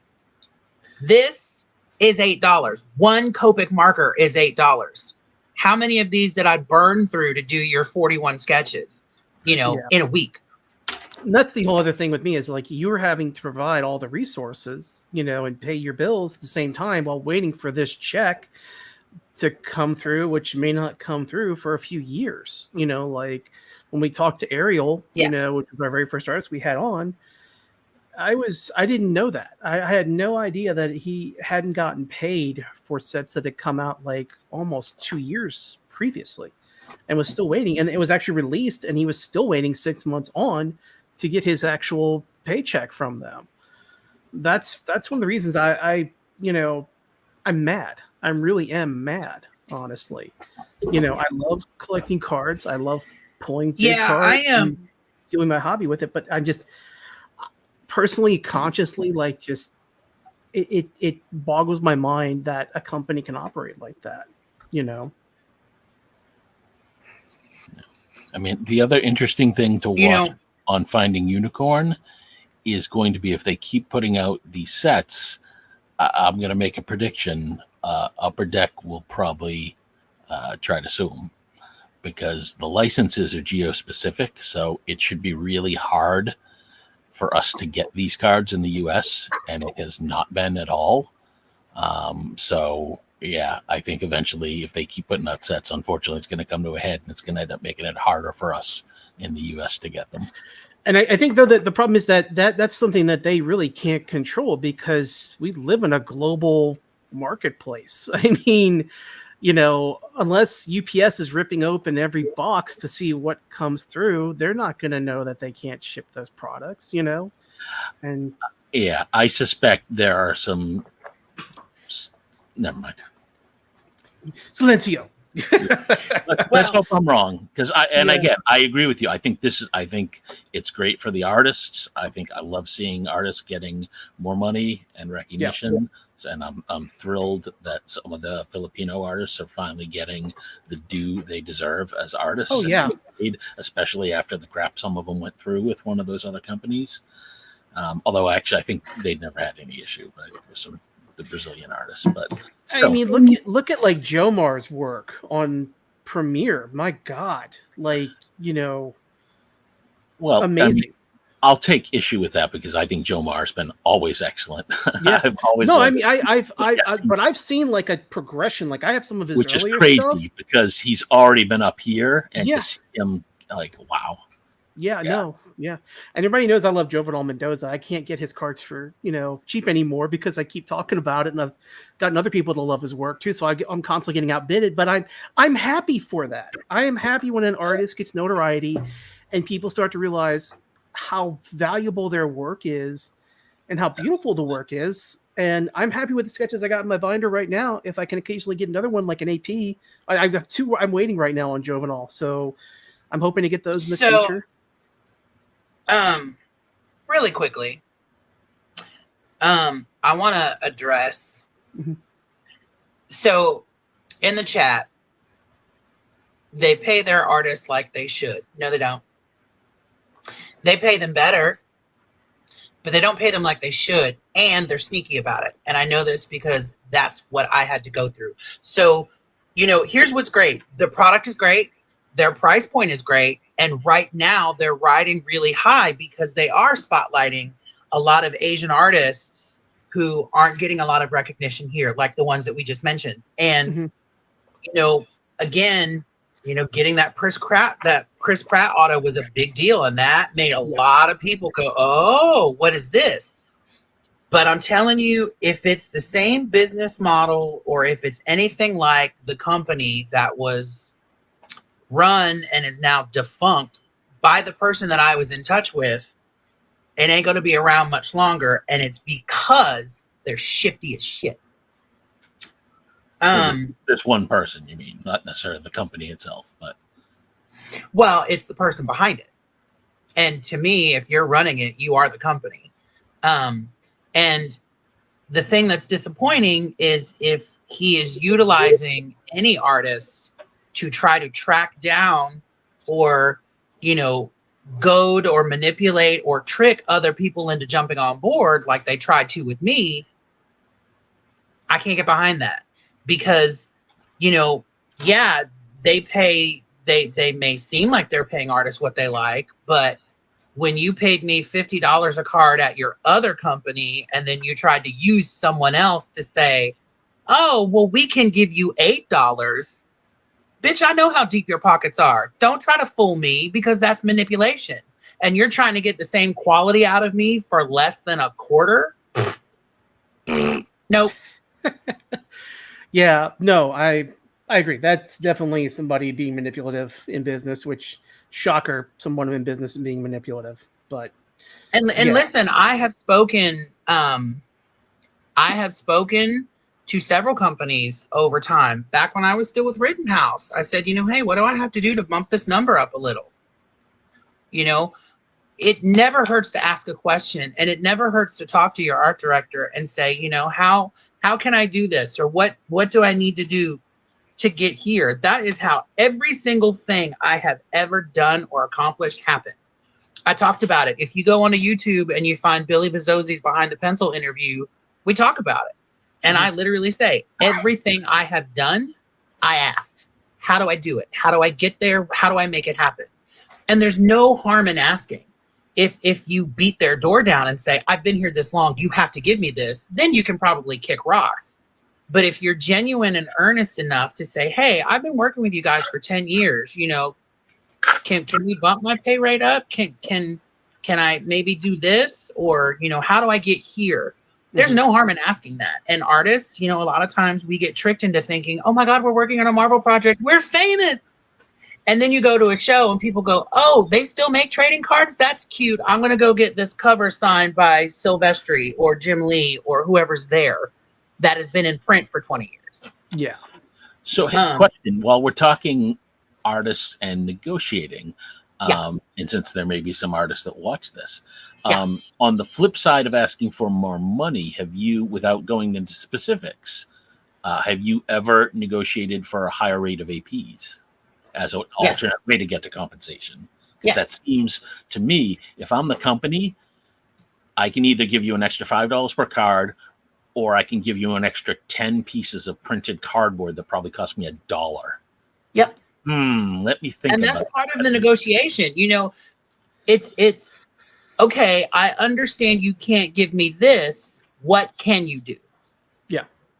And look, I won't say their name, and it's not me, but I know I can think of 2 artists off the top of my head that literally said exactly what you did. It cost you this much to print this paper. I want an AP for every 2 cards you get from me, and they got it. 2 artists, you say? Huh. Mm-hmm. And it wasn't me. I'm not speaking about myself. They twins? We're not gonna name names, but I agree. Like, my whole thing that drives me nuts is when I found out that a lot of artists, you have to do 10 APs, get 10 APs approved, or I'm sorry, 10 pieces approved to get 1 AP. And let's say, for example, you got 68 approved, so you're only getting 6 cards. The rounding down is just complete and utter bullshit. Well, so my experience was they rounded up. I personally have not dealt with anybody who's rounded down. And there have been a couple times where, the art directors are like, man, I know you really put a lot of effort into this and they didn't all get through, here's an extra AP. Like, there have been some art directors who have genuinely thought about their artists and maintaining a good relationship with them. But overall, like Matt said, it doesn't cost you anything to print this stuff. You're not coming out a lot of money if you just, oh, here's a little extra. I will say that another company I work for and am currently working for, Cardwise, in their contracts, it says, we'll sprinkle in a couple extra oopsie cards, which you can keep as your returns or APs, if you don't mess up, on top of the extra blanks we send you. That kind of thing. It feels like a kickback. But I love that there's oopsie cards somewhere written in a contract. I need a copy of that contract. Verbatim. That is what they're called. Oopsie cards. Hilarious. But an artist actually said, I know it doesn't cost you anything to print these. You don't lose anything if you give me a couple extra. I don't care what you pay me. I'm selling these things for hundreds of dollars. Help a bitch out. And they did. Yeah. No, that needs to be across the board. I mean, for the artwork that's coming out, and then. And for a set like Premiere, they need to give some of the bigger ones. Let me tell you what. Negotiable? When I saw, because I remember speaking with the art director when they first started doing those gatefold and, the long sketches. And they were like, we're going to pay you this much. And I'm like, it still breaks down to the same rate I make per card. You're not paying me extra. It looks like you are, but you're getting more work out of me. And it's 2-sided, you sneaky bitches. Like, it's the equivalent of 7 cards, not 4. It's like a Walmart sale. I'll pay you $3 for this or $6 for this. But, then it was, I was looking at the number of APs, and the number of APs were like, you're treating those long ass gatefold cards as 1 card. No. But again, they're like, well, we got to make money and we have to profit. And, it's kind of like that model of, why are all the billionaires rich when they aren't doing anything, but all the people who actually do the work for them are the ones that are struggling to pay their bills and breaking their necks and not making any money? Did you see Simone either intentionally or unintentionally resolve that problem by only drawing on one side, and he just signed his name on the back? That's gotten some people's good for him. Yeah, right. Because honestly, I'm not spending the extra money, $100 for a little like circular round spinny thing. I'm just going to admire that one frickin' side of that Simone piece of art. There was some guy who was really mad in one of the groups, and I'm just like, it's not your card. So I don't know why you're upset about this. This is someone else's card that they pulled, Rob's card. So he's happy with it. He's going to hopefully make some money off of it, But Simone doesn't have to do two sides. He's that level of an artist. I mean, and people, if they see one side with his work on it because it's unmistakable, they could sell it and probably buy 2 more cases and just be happy. Yeah. I mean, oh yeah. A friend of mine pulled a Hulk one by him. My friend Amy. Yeah. I mean, she's over the moon. She knows what she got. She knows the value of that card.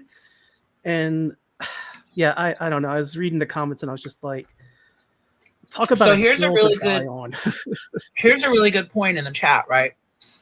It also forces the artist to move too quickly and rush sketches. Then we get magician sketches like the one Alonzo pulled. I don't know what that sketch looks like. I need to buy the magician sketch. The cloak sketch. Yeah. It gets so much mention. It's like a world famous piece at this point. Like, seriously. It's an urban legend type of sketch now. It's like, a Banksy, and someone needs to put it through the shredder, right? There you go. Well, I remember back when I started, there was a UK artist named Darren Chandler. Oh, yeah. And people used to give that guy so much grief because he wasn't me, or he wasn't Perna, or he wasn't Axbone. But he was doing like 500 sketches at a time. And then you had like the Star Wars people, for anybody who collected or followed Star Wars cards, you had Howard Shum, who did like literal pencil, like really quick pencil profiles and eyeballs and head sketches. But he was doing 1,000 sketches. So he was filling their numbers for $1 a card. And, you know, you never heard him complain or say anything. And the thing was, you know what? If the company hated it, they wouldn't hire him. Yep. But at the same time, and I've said this in interviews before, if every single card was a Perna or a Glebe or an Axbone or a me, you would still have cards that you held and go, this one is crap. Look at this. Because they're, you know, it's subjective. It's different to everybody. And listen, for somebody who is just getting into collecting and doesn't know this side of it, getting anything that excites them, good for them, right? Because they don't know this other underside or this whole conversation. I'm really grateful that there are people like Matt who have been collecting and have been on board and have been as involved as they have been. Because I remember the first message I got from him, and he was like, will you do a Savage Oppressed for my son? And I was like, oh my God, I love doing Star Wars. Yes, I will. To the binder. And then we didn't talk for years until we ran into each other. Yep, there it is. Until we ran into each other on the Marvel collector boards. And it's like, oh, hey, friend. But then you have people who come into it, and they come into it for the business side of it because they have deep pockets and they just want to trade and profit. You have new artists all the time who are like just so excited, excuse me, to have Marvel on the resume. And then you have us bitter old bitches. We don't get paid enough. I hate everybody. Ah! But I love this. I've always loved this. I'm probably nostalgic because the X-Men was my first project. And I would not have been invited to conventions. I would not be able to do this stuff like, oh, look, now that it's the Rhiannon Owens color picks. Like, this is a legit marker company that, like, I'm in their packaging now. I'm on their website. I'm a brand ambassador. I have a box of free product. I never would have got that if I had never done sketch cards. I almost ran over Ming Na Wen at the last convention because I was coming down the alleyway in between where they sign and where the green room is from doing a panel. I have a mohawk on, and she steps into it to go to where the food is, and I nearly bulldoze over her because she's like this much shorter. Oh, she's tiny. Yeah. She's tiny, but she's so sweet. Oh, and yeah. she just looked up and she goes, oh. And I was like, oh, I'm so sorry. I'm glad I saw you. I'm trying to get back to my table. I got a text message, and I said, you probably won't remember this, but someone commissioned me to do a Chun-Li sketch at the last show you were at, and you signed it, and they took a picture of you with it. She goes, oh, I remember. It was beautiful. And I was like, well, I can die now. Ming Na Wen likes my artwork. Right. Who else gets to sit on these, these YouTube channels and these podcasts and nerd out about this? You know, making new fans, meeting new people. There's somebody who is still steady liking my stuff on Instagram who has been since we started. Like, never saw that name before. Love it. You know, I'm grateful. That's why we do this. We want people I'm to just tired. understand. Oh no, it's been a long 3 years, 4 years. Like I've aged like probably 10 years in the past 3 years, honestly. Yeah. No, I'm serious. Health wise, like literally, I'm just like, there's a new pain I didn't have yesterday. Like, oh god, this is so ridiculous. It's what cards do to you, dude. I'm 23. Come on. I was out of town last week. Oh my god! I will cut mine off and make you a wig just for you.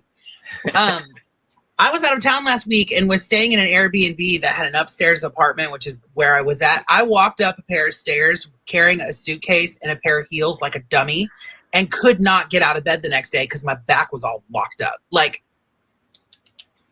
all I do is sit. Why am I in pain? This doesn't make sense. And it's like, you know, even as an artist, you have to think about, you know, stretching, circulation, getting up, moving around. Oh, yeah. And then it's like you do something normal that you think isn't going to be an issue. And then you're like, I can't get up. Like, I can't move. My boyfriend literally has to put icy hot on my neck and shoulders before I go to bed. Otherwise, I wake up in the middle of the night with cramps, or I wake up the next day sore. Like, it's crazy. It's crazy. For me, I have a riding lawnmower, but it's one of those 0 turns. So I have to crush my legs together. And like, it's a position I normally don't have my body in, crushed together like that. So like the next day I'm like an old man, kind of like gonna make it back to the couch and get up and try to do 5 other things and try to do laundry and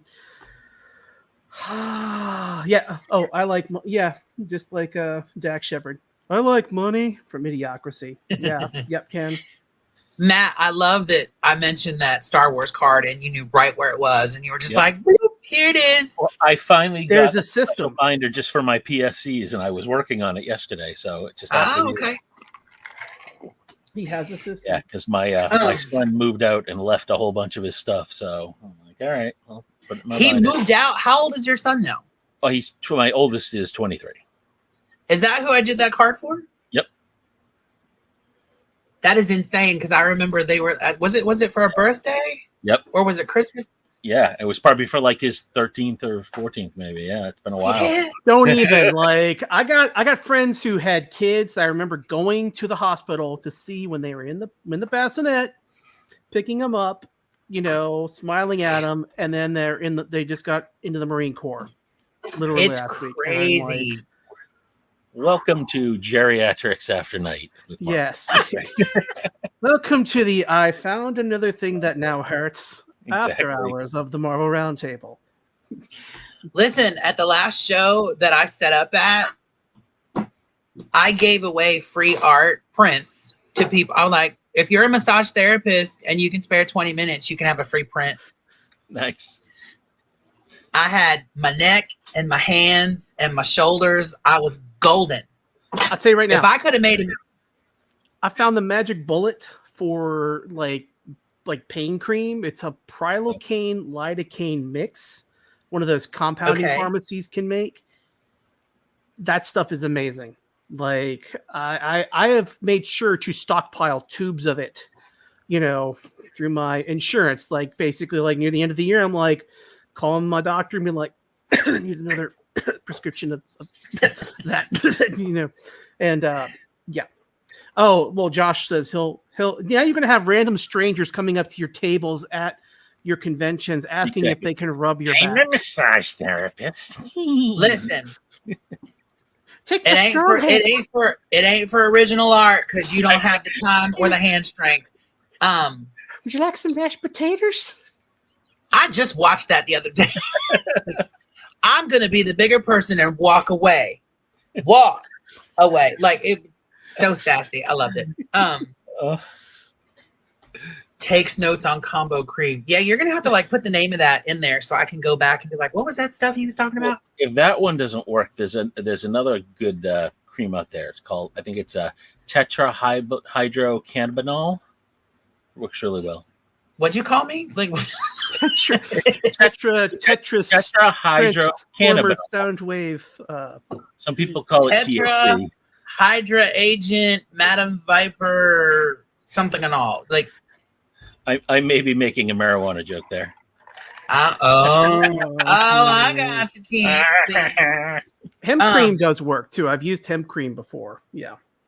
So here's a little fun bit of history. Like, I tried to draw high once. I don't smoke. I don't drink and I don't smoke. But I have, What you know, do you use? I draw. But there? I have friends that have like, here, take a bite of this cookie, or here, have a gummy. And I do have friends that smoke, and every once in a while, if my anxiety's through the roof or I can't sleep, I'm like, give me that. I literally took one hit. It was literally a one hitter, right? And then I was like, oh, I feel fine. I'll draw. I could work. When I tell you it was some Picasso level BS. And I was like, well, there goes that idea. And I'm look, I'm already fat. If I smoked all the time, I would be so round. I would be the new blob. It's bad. So yeah. I feel your pain. Yes. So Brittany is currently still the winner at 75 for Rogue. Yeah. I don't think anyone's gonna outbid her because it was just her birthday. It is. So, yeah, I don't think anybody in chat. Well, but I have another giveaway. Hashtag pay me my money. Okay. So why don't we say when you run that one, the auction ends as well? Okay. So yeah, hashtag pay me my money. I'll put it in the chat again. Now we've got people coming up with new names of different prescription medications that I'm pretty sure that Pfizer's going to steal and probably trademark, and we'll get no money from that. I have a friend that works for them, so if they do, I'll know. Okay. I got your back.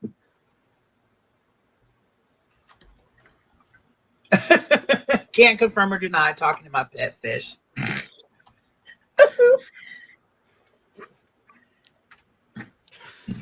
But yeah, another comic book, and also I'm going to be giving away another Ghost Rider and another card, actually an autograph Creators Corner of Kurt Busiek from Marvel. There's a part of me that wants to be really froggy and like auction an AP. Just to see. Whatever you want to do. If you want to do that, you know. Is it pay me money or pay me my money? Pay me my money. Pay me my money. Did I put pay me money? I'm so cast. Oh, let me copy and paste it because I'm an idiot. And it's sleep deprived. There you go. Hashtag pay me my money. In honor of Rhiannon.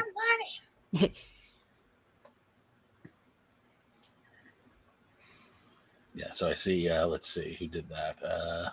It was Ken. To redo it.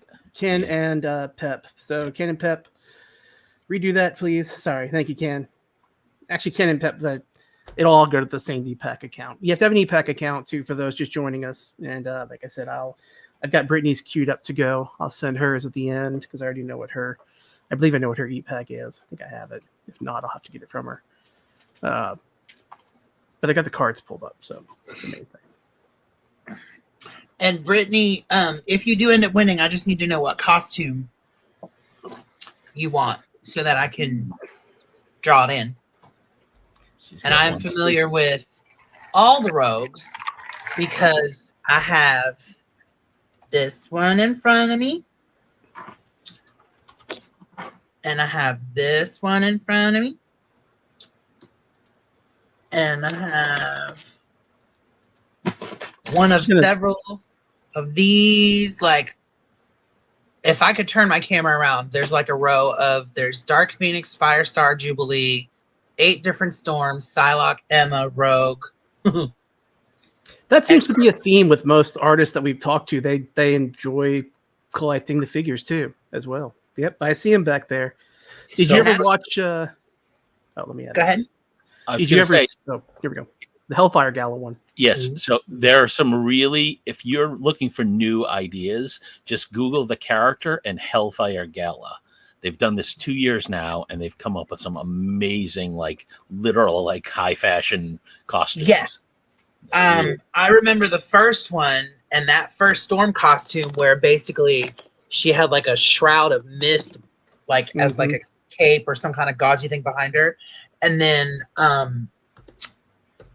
the Jean Grey costume from the last one, I was like, okay, we're venturing into ice skater territory with all the sequins. But yeah, with the faces covered and the big hair things and all of it, like, yes.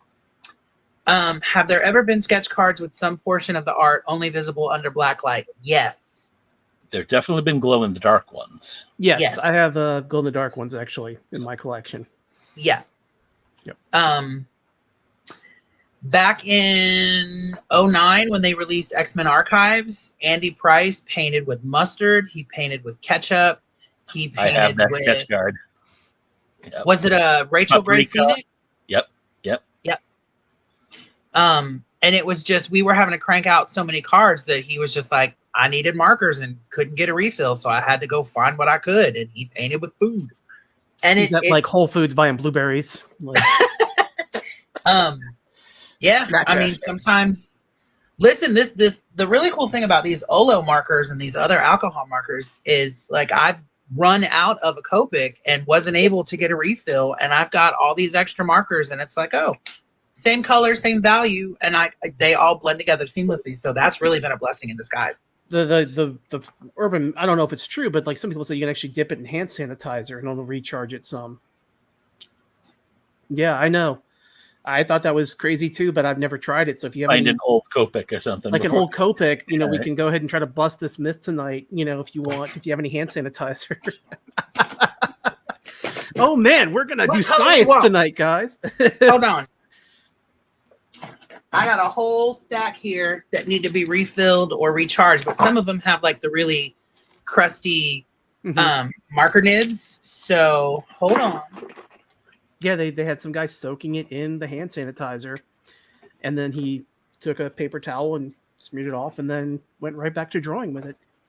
I'll be right back. Okay.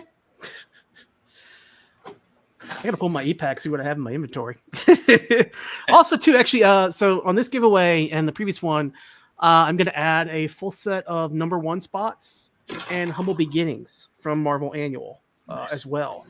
So, Brittany, you're gonna get those, and the next winner is gonna also get that. Also, never mind. What? Speak your mind. Speak your truth, Fuller. Speak your truth. On the 5K giveaway I did for MCCW, there was one that had a whole bunch of like those ones that people had like 20 or 30 copies of each of. And someone rejected the giveaway because they didn't want them because they had so many. They're like, yeah, just pass it on. Just give it to somebody else. I mean, that's fine, Oh, so did she say pass anyone to another? All right, I'll find something. It was coming. All right, fancy pants. I'll give you another Unbound card. So, and I'll give it to some random person in like the entertainment. All right, you know what? You're gonna have to up your offer. Just give her a full set of cyber. Oh, God. All right, let me see what I've got.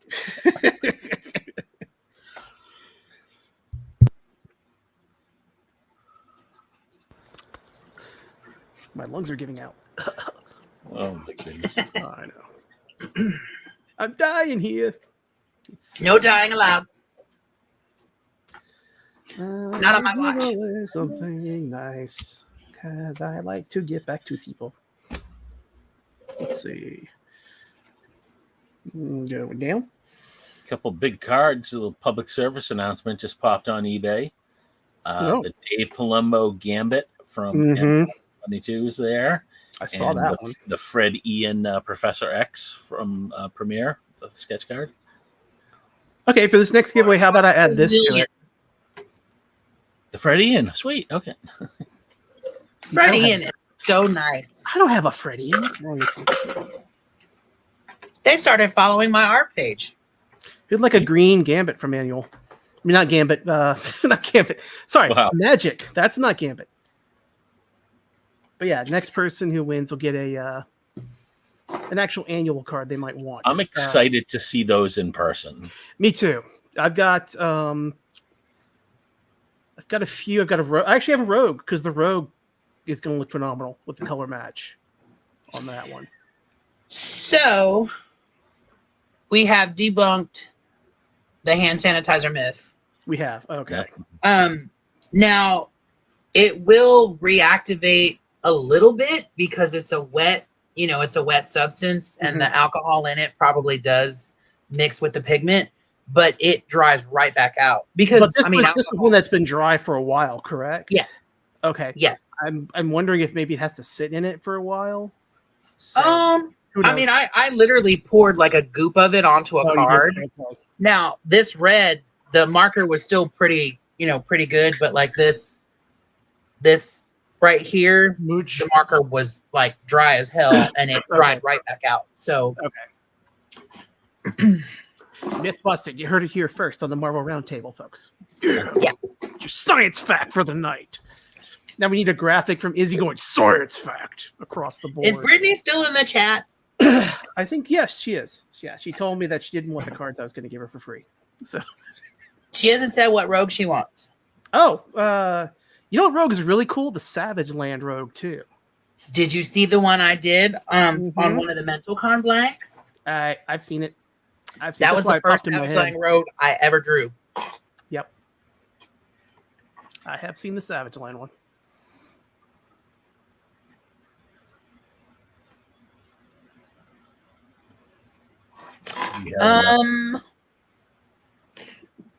How many entries do we have? We have 13. Let's get to 15. How many do we have viewing right now? 18. 18 right now. Somebody else. Put it in. Hashtag pay me my money. Pay me my money.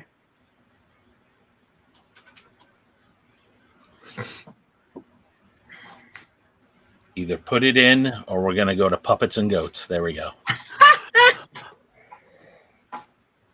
So I did find a couple things earlier while I was looking for stuff, because we were talking about maybe drawing live or doing. I love the screaming goat. Do it. Those screaming goats were my favorite part of Love and Thunder. Just make sure she has the brown jacket on. Rest up to you. Oh, honey. Oh, no. You got it. She just needs the bomber jacket. The rest is up to me. I got you, Brittany. Thank you. I think if it's Funko, they're big. Nice. Yeah. So, yeah, one of the things I found earlier was a Marvel Masterpieces AP. Oops. Which I thought I was completely out of those, but it turns out I have one left, which is the most recent Marvel Masterpieces with the lovely little squiggly line. And then not signed because I haven't drawn anything on it, 2022. And then it's got the AP stamp. So I found that. Oh, you got the goat boat, they call it. So cool.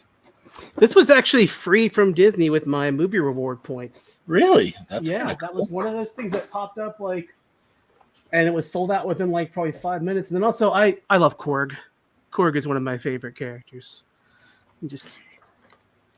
There are days when I am totally Korg. Hey guys. Oh, that guy's back again. Noob Master 69. Jeez, you got voices, man. But then I also found this. Uh-oh.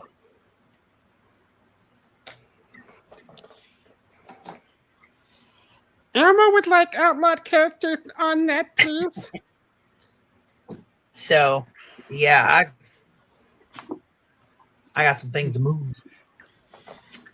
Gambit punching Johnny Storm, punching the Thing, punching Mr. Fantastic, Sue Storm on a lawn chair, watching them beat the shit out of each other. No Fantastic Four. That was oddly specific. No one needs to know. Private collection. Promise never to share. 5 minutes later, on Instagram, tagging Marvel, tagging everybody, showing everybody. Elmo not know how to follow rules. Sorry, Matt. I think we just solved the mystery of who Max Attacks really is. No. It's Elmo. Yeah, no, not Elmo. Yeah, well, actually, it may be Elmo. You never know, but not the guy behind the up the butt, thing there, puppet. Wow. Anyway. Oh yeah, that's a whole other can of worms. All right, well, why don't we let's go ahead and run the drawing, giveaway, and then that'll be the official end of the auction as well. And then, or if you want to do something with one of the APs, we can kick into that. Trying to find the giveaway tool again. I'm gonna use my hand sanitizer just because I got it out.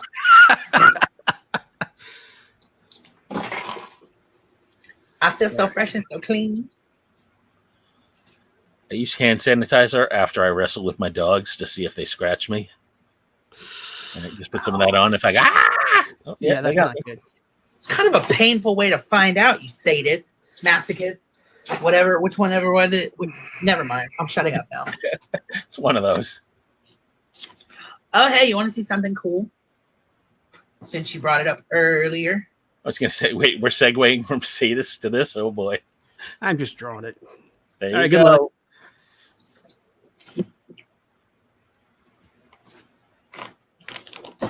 Josh. Well, it's only fitting that he won. I won his Tony Burnett giveaway, and he's not here. So, congrats, man! You get the you get that lovely magic card and a few other cards from me and a Kurt Busiek. Officially, congrats to Brittany. Yes, the official winner. Congrats, Brittany, and your brown bomber jacket. You brought it up earlier, and I forgot I had it right by me. Oh, look at that! That's phenomenal. God, that's beautiful. It was an excuse to draw a panther. I just really wanted to draw an animal. And then I was like, oh, I'll put another Black Panther behind it. Wink, wink, nudge, nudge. Say no more. Say no more. Yeah. I have so many APs, it's ridiculous. Should people, do you have any open APs right now? If people want to reach out to you to get an AP piece done? Well, all I'm going to be doing, so this week I'm wrapping up a project for Upper Deck. And then pretty much all I'm doing for the rest of the year is just cards and APs. So, I mean, anybody can reach out to me and say, hey, because I have a lot of them, and it's not that I hoard them. It's just you're waiting on approval. Yeah. Well, I'm waiting on approval for so many, but then I don't want to just, not have any if people ever try to get a hold of me. Yeah. Why won't this go in my? Why are you being so difficult, Black Panther? Wakanda forever, get in there. Wakanda, get in the folder. I have two of the new Premiere, which Matt and I just negotiated one a week or so ago, 2 weeks ago. I have two left from Premiere 2019. Oh wow.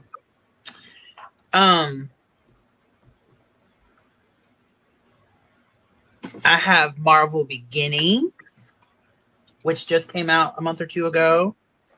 And then I have some really old ones. I have Marvel Now from 2017, 2018. I have one Deadpool from 2018 where you could actually get Deadpool on it. I have Iron Man 3, Captain America, The Winter Soldier, Thor, The Dark World. And here's what's funny. I think people stay away from the movie sketches because I think you have to just draw who was in the movie. You can draw whoever you want. And Josh said, how much are your sketchbooks again? My sketchbooks are 20, or if you want to sketch in it, they're 30. That's a deal. And there's an AP book, and there's an all cards book. And you have a con appearance coming up on the 3rd, I think, in December of GalaxyCon in Columbus, Ohio. I will be at GalaxyCon Columbus. Mm-hmm. Which will be December 1st through the 3rd. I will also be at GalaxyCon Richmond next March, which is the 15th or the 17th or something like that. Then I'll be at GalaxyCon Raleigh. And I did GalaxyCon Austin this year, but I don't think they're doing GalaxyCon Austin next year. So I'll be at Pensacon in February, which is in Pensacola, Florida. I did their badge art this year. That was a lot of fun. I will be at Heroes in Charlotte, North Carolina next year. I am confirmed for Heroes. Nice. Even if I don't have a table, which I did submit an application, so I'm waiting to hear back. But even if I don't have a table, I will be volunteering at the Hero Initiative booth, which is a really great cause. They raise money for comic creators who are older and not working as much, like in the event that they have an accident or they need medical assistance. Then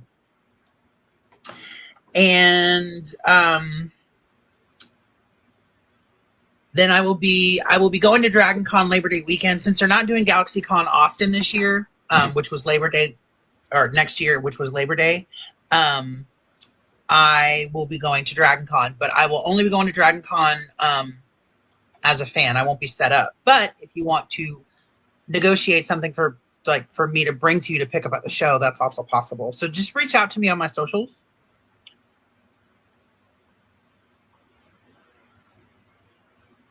Yeah, Serena, Brittany just needs to know how you pay you. You can reach out to her on Instagram. We have a link in the description. If you want to message a brown paper bag, put it behind the bench at the park. I need all $2 bills from the Federal Depository in Kentucky, please. Yeah. I had a business card, so I could be like, look, here's my information.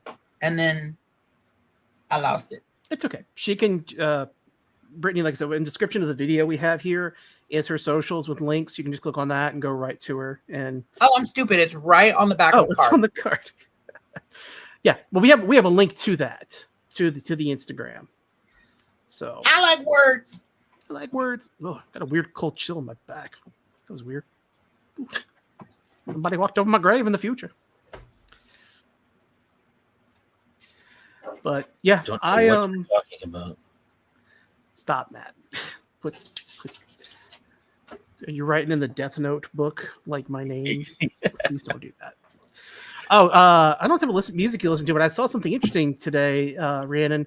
Tool is actually playing the Gulf Coast Coliseum. Yes, a friend of mine asked if I was going to be going to that. I was shocked. And interestingly enough, I'm not. And the only reason why is because I will probably be sitting right here complaining about my back. And being in pain again. But my boyfriend is a huge Tool Devil Driver, and I think there's Pantera and one other band are his favorite. Okay. But we spoke about this during MentalCon. 6-time war veteran, crowds are a no-go. Yeah. But he's actually leaving to go overseas back to work Sunday. So someone's like, hey, did you and your guy know that Tool's coming to literally to the coast? Because they were in Mobile a couple years ago. Mm-hmm. And some friends of ours went and they were like, you guys should go. And I was like, just like Stevie Nicks is coming to New Orleans in February, but it will be when I'm at Pensacon. Mm. And then she'll be in Mobile, but I'll be out of town for that too. So So does this love of Tool cross over to a perfect circle? Yes. Or is it, okay. Oh yeah. Maynard. It's Maynard. Is the Perfect Circle and Pussifer and Primus are touring together. So Maynard's doing double duty and playing in both of those bands. And then Primus is playing as well. So that's going to be, that's what I would like to go to, honestly. But I'm same issue. Huh?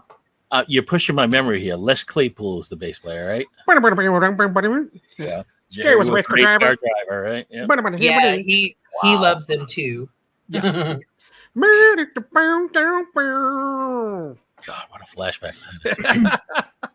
I'm just going to start playing Beavis and Butthead videos in the background so we can all start having those flashbacks. Wow, Brittany, check out that guy on the tube.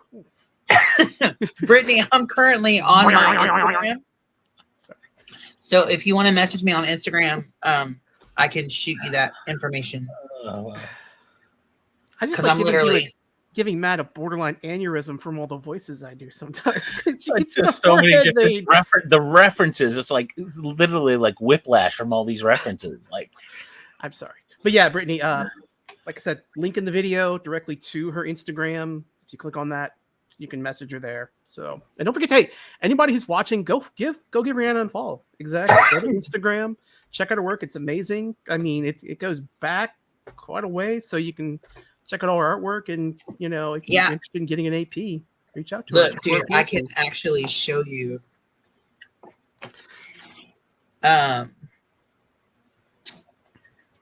Ooh, this is old. 2009 and 2008 JLA archives, and then this was my first Star Wars project. Was the Clone Wars season 2 wide vision, season 1 wide vision, and then where is it? Over here, X-Men archives for Colossus. December 4th, I credit as like my official anniversary because that was when I got the email. But the first set I did, which was X-Men Archives or X-Men Origins Wolverine, that didn't come out until, was it February 2009? Yep. Early. Something like that. I bought my house back then. This, I pull this card out every chance I get. But this one, yes, this one started it all. This was my first sketchbook. It's in black and white, and I don't have any copies of it. That one did actually sell out, but this one, wow, it's the box art. And I have the original card. For now. Mr. Fuller. I shall pry it from you one day. Do you know how much money you would need to come off of? I just got this image of Matt, like Mission Impossible harness, like exactly. Over the bed, trying to like sway his way over to the bookshelf. Could you imagine? I can barely handle a rolling chair. How would that go? It'd just be a video of me face planting over and over. Hold on. Where are you? You're in here somewhere. Because I look at this thing. So this is fun. Let's talk about how horrible my art used to be. This was the very first sketch card I ever drew for Rittenhouse Archives ever. Official or a promo? Official. All right. Ooh, I like that. Hold on. There's a big glare. Oh no, hold on. We can see. It's screwed in the case, so it's. Oh. You managed to get it. Yeah, you got it. You got it. It's awesome. Right there. Yeah. So yeah, someone back on the Scoundrel boards, back when we used to look out for one another, they were like, "Hey, so I saw that you wanted that card back," and just because I'm sentimental, I'm so ridiculous like that, like oh nostalgia, and they actually a dealer got it in a box, and they were like, here's your card. Do you still want it? And I was like, oh my god, yes. And then 501 Blues was his name. I think it was Curtis. Was that his name? Curtis is who helped me get this one back. This is my baby. And I will take it out of the... I love that, yeah. History. But here's what's cool about this card. So it was on the box art. It was also on the back of every promo. Right there. It was in the Previews magazine full page ad for the card set. It was in 7 Marvel comics in a color ad. It was in, and then it was in like 2 or 3 other magazine articles that came out like years after the set was released. And what was cool about it was it wasn't even like a non-sport card. It was just like a card magazine. And there was an article, and I think Robert spoke to them, and he had put a couple of our cards in it, and this was in it. And when I opened that magazine, I was like, oh my God, this card is still in the magazine. It's like been 5 years. So this card has been on the box, in the ads, in magazines, on the promo cards, all the things. And it has sat in this top loader for the last Curtis got it back to me in 2011. So I've had this card in my possession for 12 years.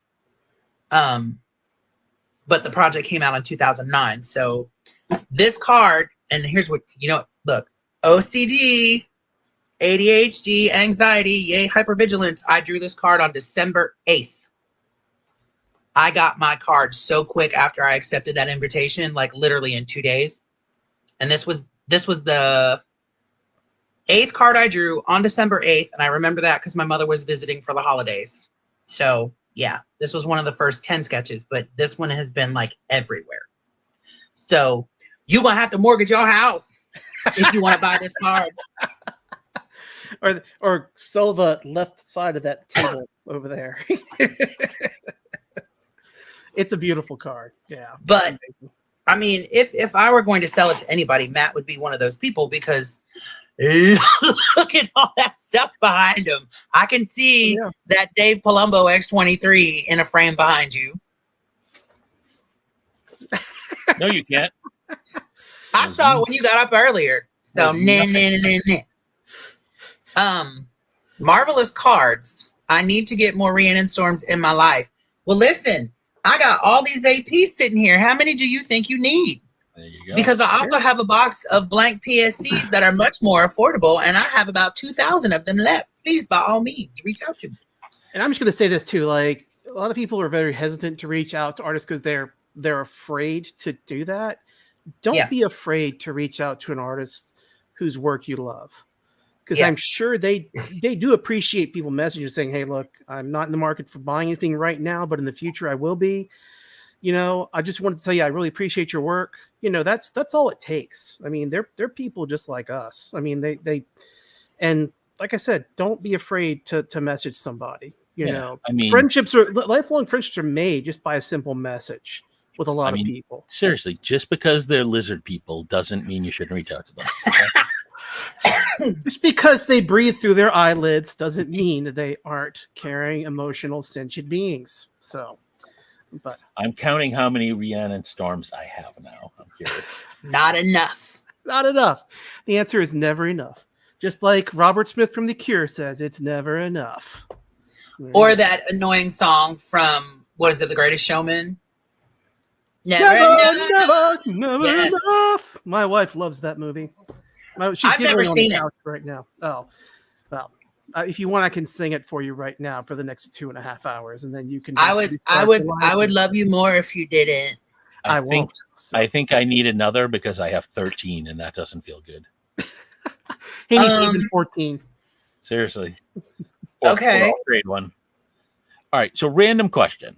I already do this a certain way, and I only asked 2 people back in the day when I decided this. But as I was so Cursat double panel sketch. When I count how many sketches I have, is this 1 or 2? How do you count a puzzle? I count a puzzle if they can stand alone.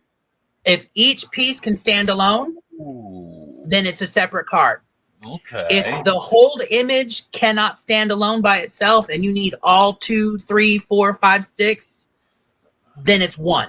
You picked the most complicated answer. So I have a greatest battles, Cyclops versus Deadpool, where Deadpool is actually, and it's obvious that he actually did cut through Scott Summers' brain pan because there's a blood trail off the sword.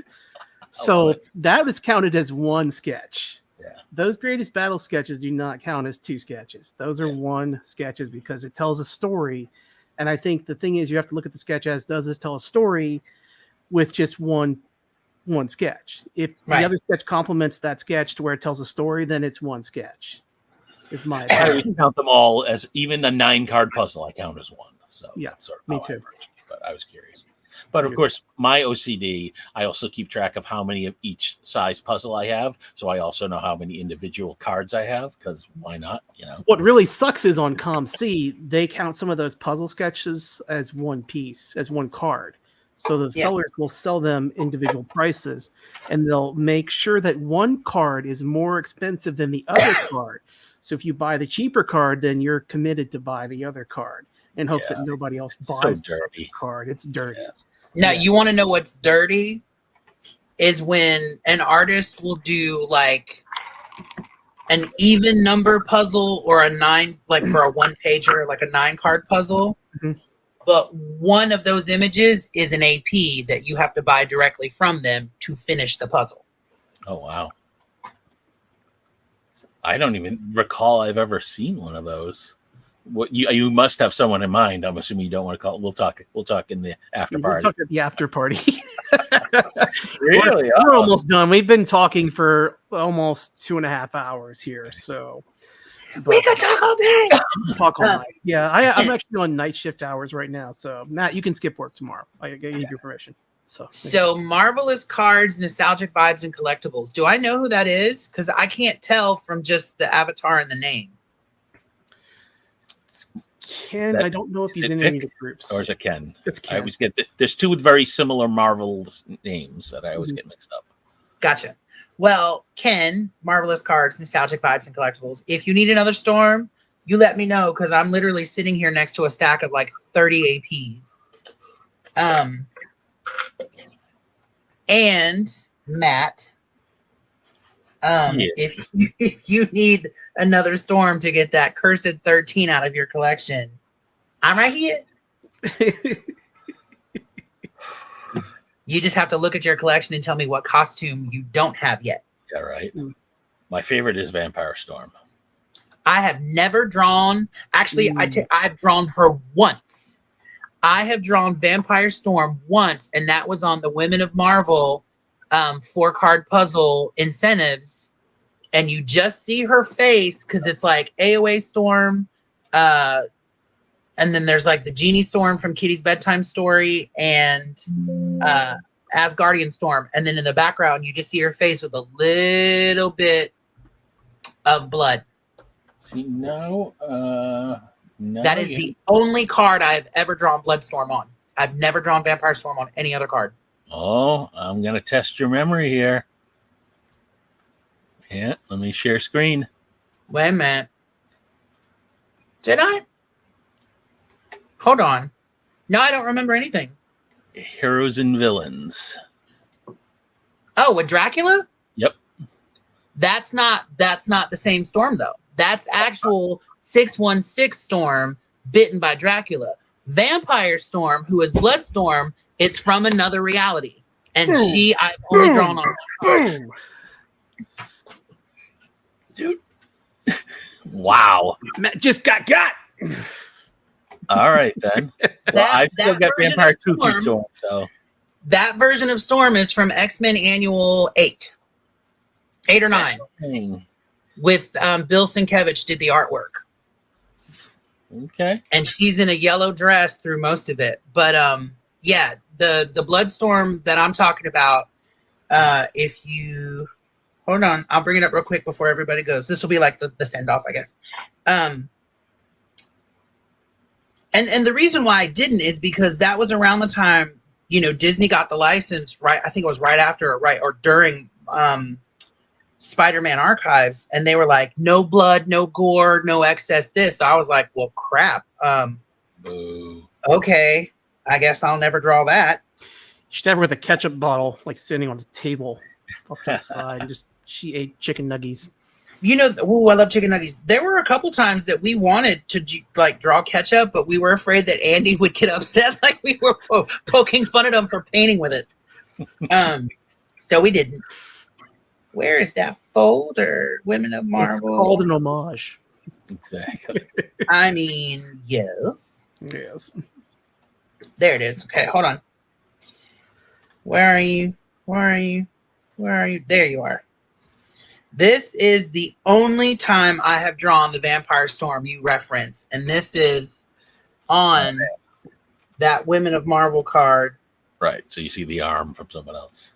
Yeah, so there's a glare, of course, but yeah. So this is the Genie Storm from Kitty's Bedtime Story, and then AOA Storm is up the main figure, and then Asgardian Storm, and then that is the only Bloodstorm I've ever drawn. She's got the red vampire eyes and everything. And I don't know who has this card. I don't know if it was ever found or if anyone ever got it.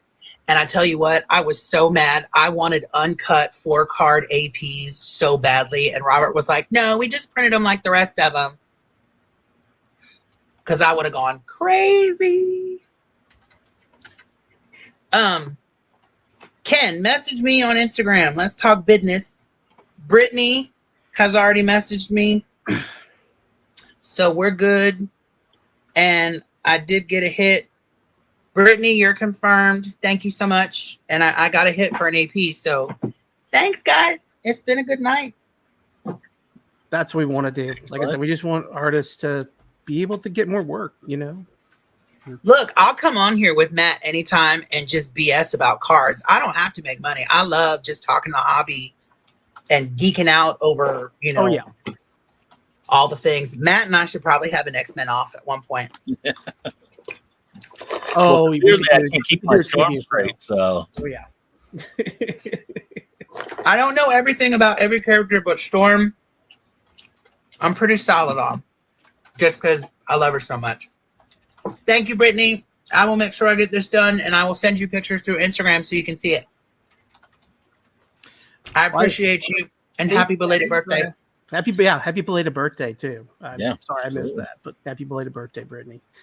So everybody, are you also 23? Yes, everybody's perpetual 23. I'm 45. I'm 23 for the 29th time. I turned 45 in July. That's why I have this bright light on my face, so you can't see any of my flaws. It's all about the lighting. Mine's off to the side. That's why I keep the brim on, because there's so many wrinkles on this forehead.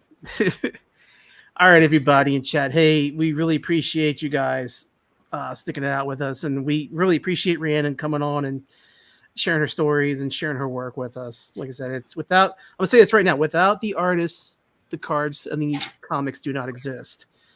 With all this talk of AI art coming up and people sharing all their AI art Instagram accounts, please don't share any AI art with me. I'm not a fan of it. Same. If you enjoy it, hey, that's fine. That's your gig. But for something that possibly could put people out of work, I don't want to see it. I don't want to contribute to it. And same thing with writing. That's why a lot of people right now are fighting in Hollywood. And a lot of artists are going to be fighting too. Like a lot of animation studios are fighting too, because they don't want to be replaced by a computer that has no soul. Let's just put it that way. So, sorry, I don't want to end on a gloomy note. I do want to stay positive, but like I said, I just had to get that out there because that's one thing that I really am kind of aggravated with right now. But hey, everybody, thank you. Thank you, Studio Zoo. Thank you, Ken. Thank you, Brittany. Thank you, Pep. Thank you, Kellen. Thank you, all you guys. We really appreciate you guys coming and joining us on Wednesday nights. And I'm hoping I'm going to go ahead and stick with my pre-order of anime. So I'll hopefully have 4 boxes coming in. They normally ship it on Monday and sometimes get here Wednesday afternoon. So I might have some cards to open up on Wednesday. So fingers crossed, we'll have some anime to open up. I've got 1 box coming, so I'd crack it with you if that happens. Okay. Yeah. It's my first anime project, and I did 56 sketches. Nice. I would love to pull one of your sketches from anime. Did you stylize it like anime style? You did? Yeah, after you stop recording, I'll show you. Nice. Well, it's gonna be fun. So to everyone in the chat, suckers. No, we're joking. You'll see it eventually. Like I said, once the set releases, you'll start seeing some great artwork come out from a lot of our favorite artists. So, thank you, everybody. Hope you have a great night, and thank you for joining us. Thanks, guys. Bye.